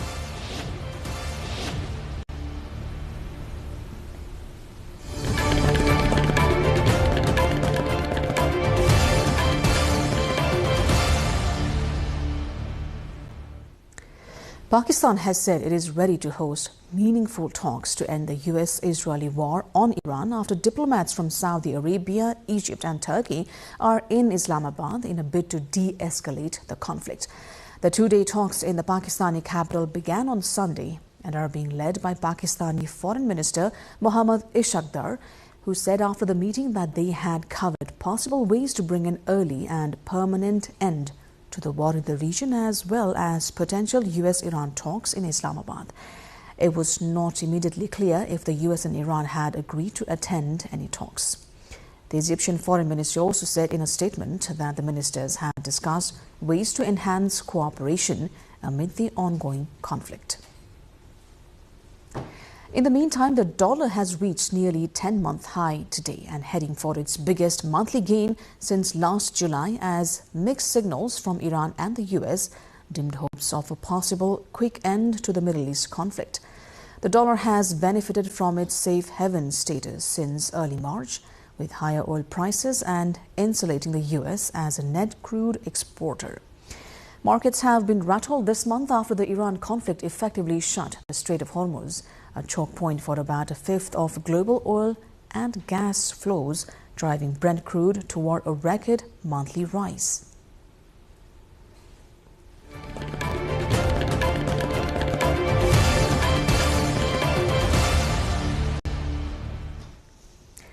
We're going for another short breather here. Business updates coming up next.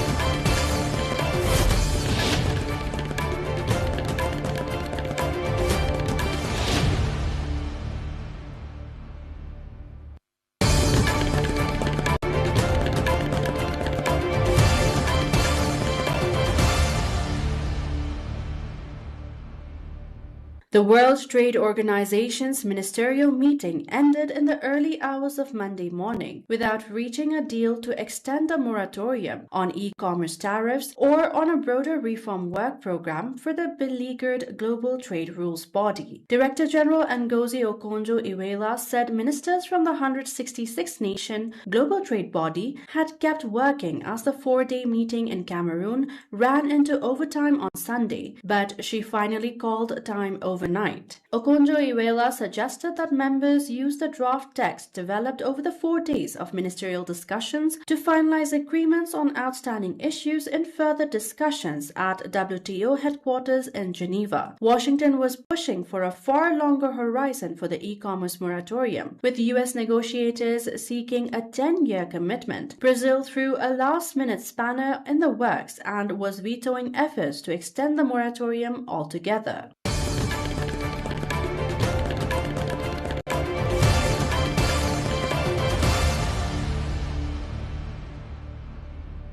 Israel's parliament approves the 2026 budget, providing for a significant increase in military spending as the country remains engaged in wars on multiple fronts. The budget passed with 62 lawmakers voting in favor and 55 opposing, underscoring the deep political divisions within the legislature over spending priorities and national strategy. A central feature of the newly approved budget is a substantial increase in military spending, aimed at strengthening the capabilities of the Israel Defense Forces amid continued conflicts and regional tensions. Officials have emphasized that the expanded defense allocation is necessary to support active operations, replenish military resources, and invest in advanced technologies to address evolving threats. The implementation of the budget will likely remain a focal point of political debate, with both supporters and critics closely watching how the increased defense funding impacts Israel's security situation and domestic priorities.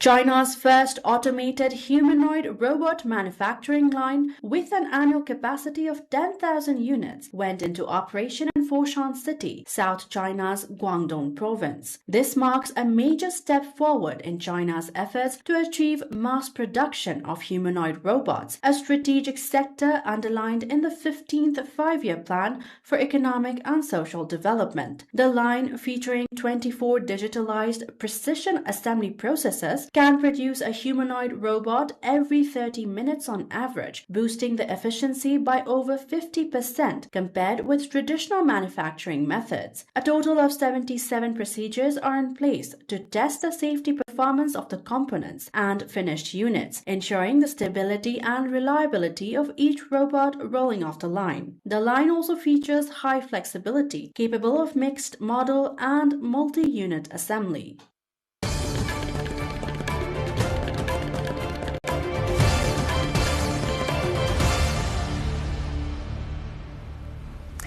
And with that, we move on to sports update.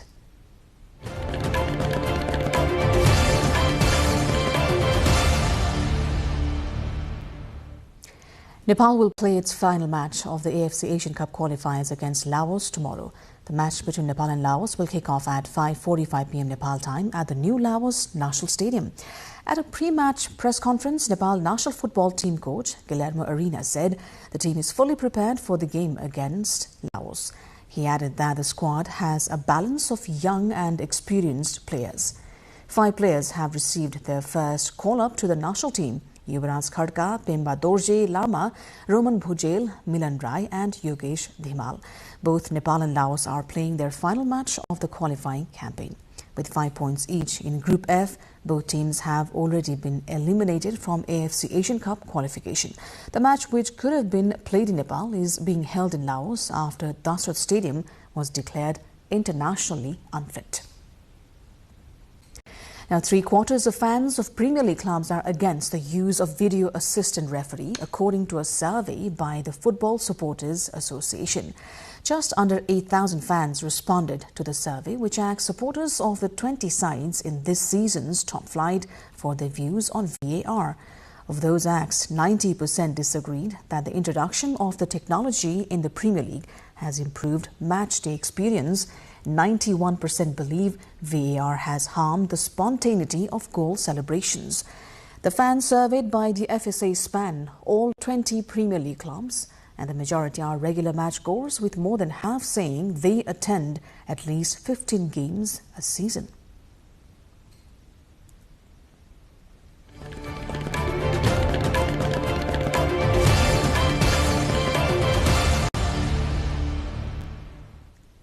Time now for the weather updates, first from across Nepal and then from around the world.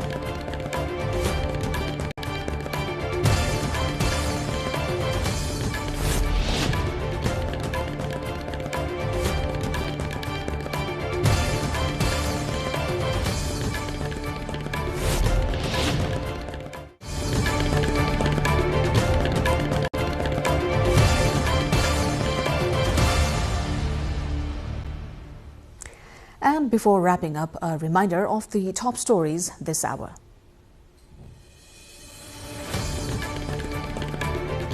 President Ramchandra Paul's summons joint session of Federal Parliament for Thursday, April 2nd on Cabinet recommendation. Government forms task force under Asim Shah to draft Constitution Amendment discussion paper with parliamentary party representation. Nepal Supreme Court issues show cause notice over arrest of former Prime Minister and Home Minister, directs government to respond within 3 days. Ministry of Education imposes blanket ban on entrance preparation and bridge course institutions. Decision sparks debate. US President Trump threatens to obliterate Iran's power plants if no deal is reached. Oil prices surge as tensions escalate in the Middle East. And Sudur Pashchim defeats Lumbini by 12 runs. Madhesh beats Karnali by 5 wickets in Prime Minister Cup one-day cricket tournament.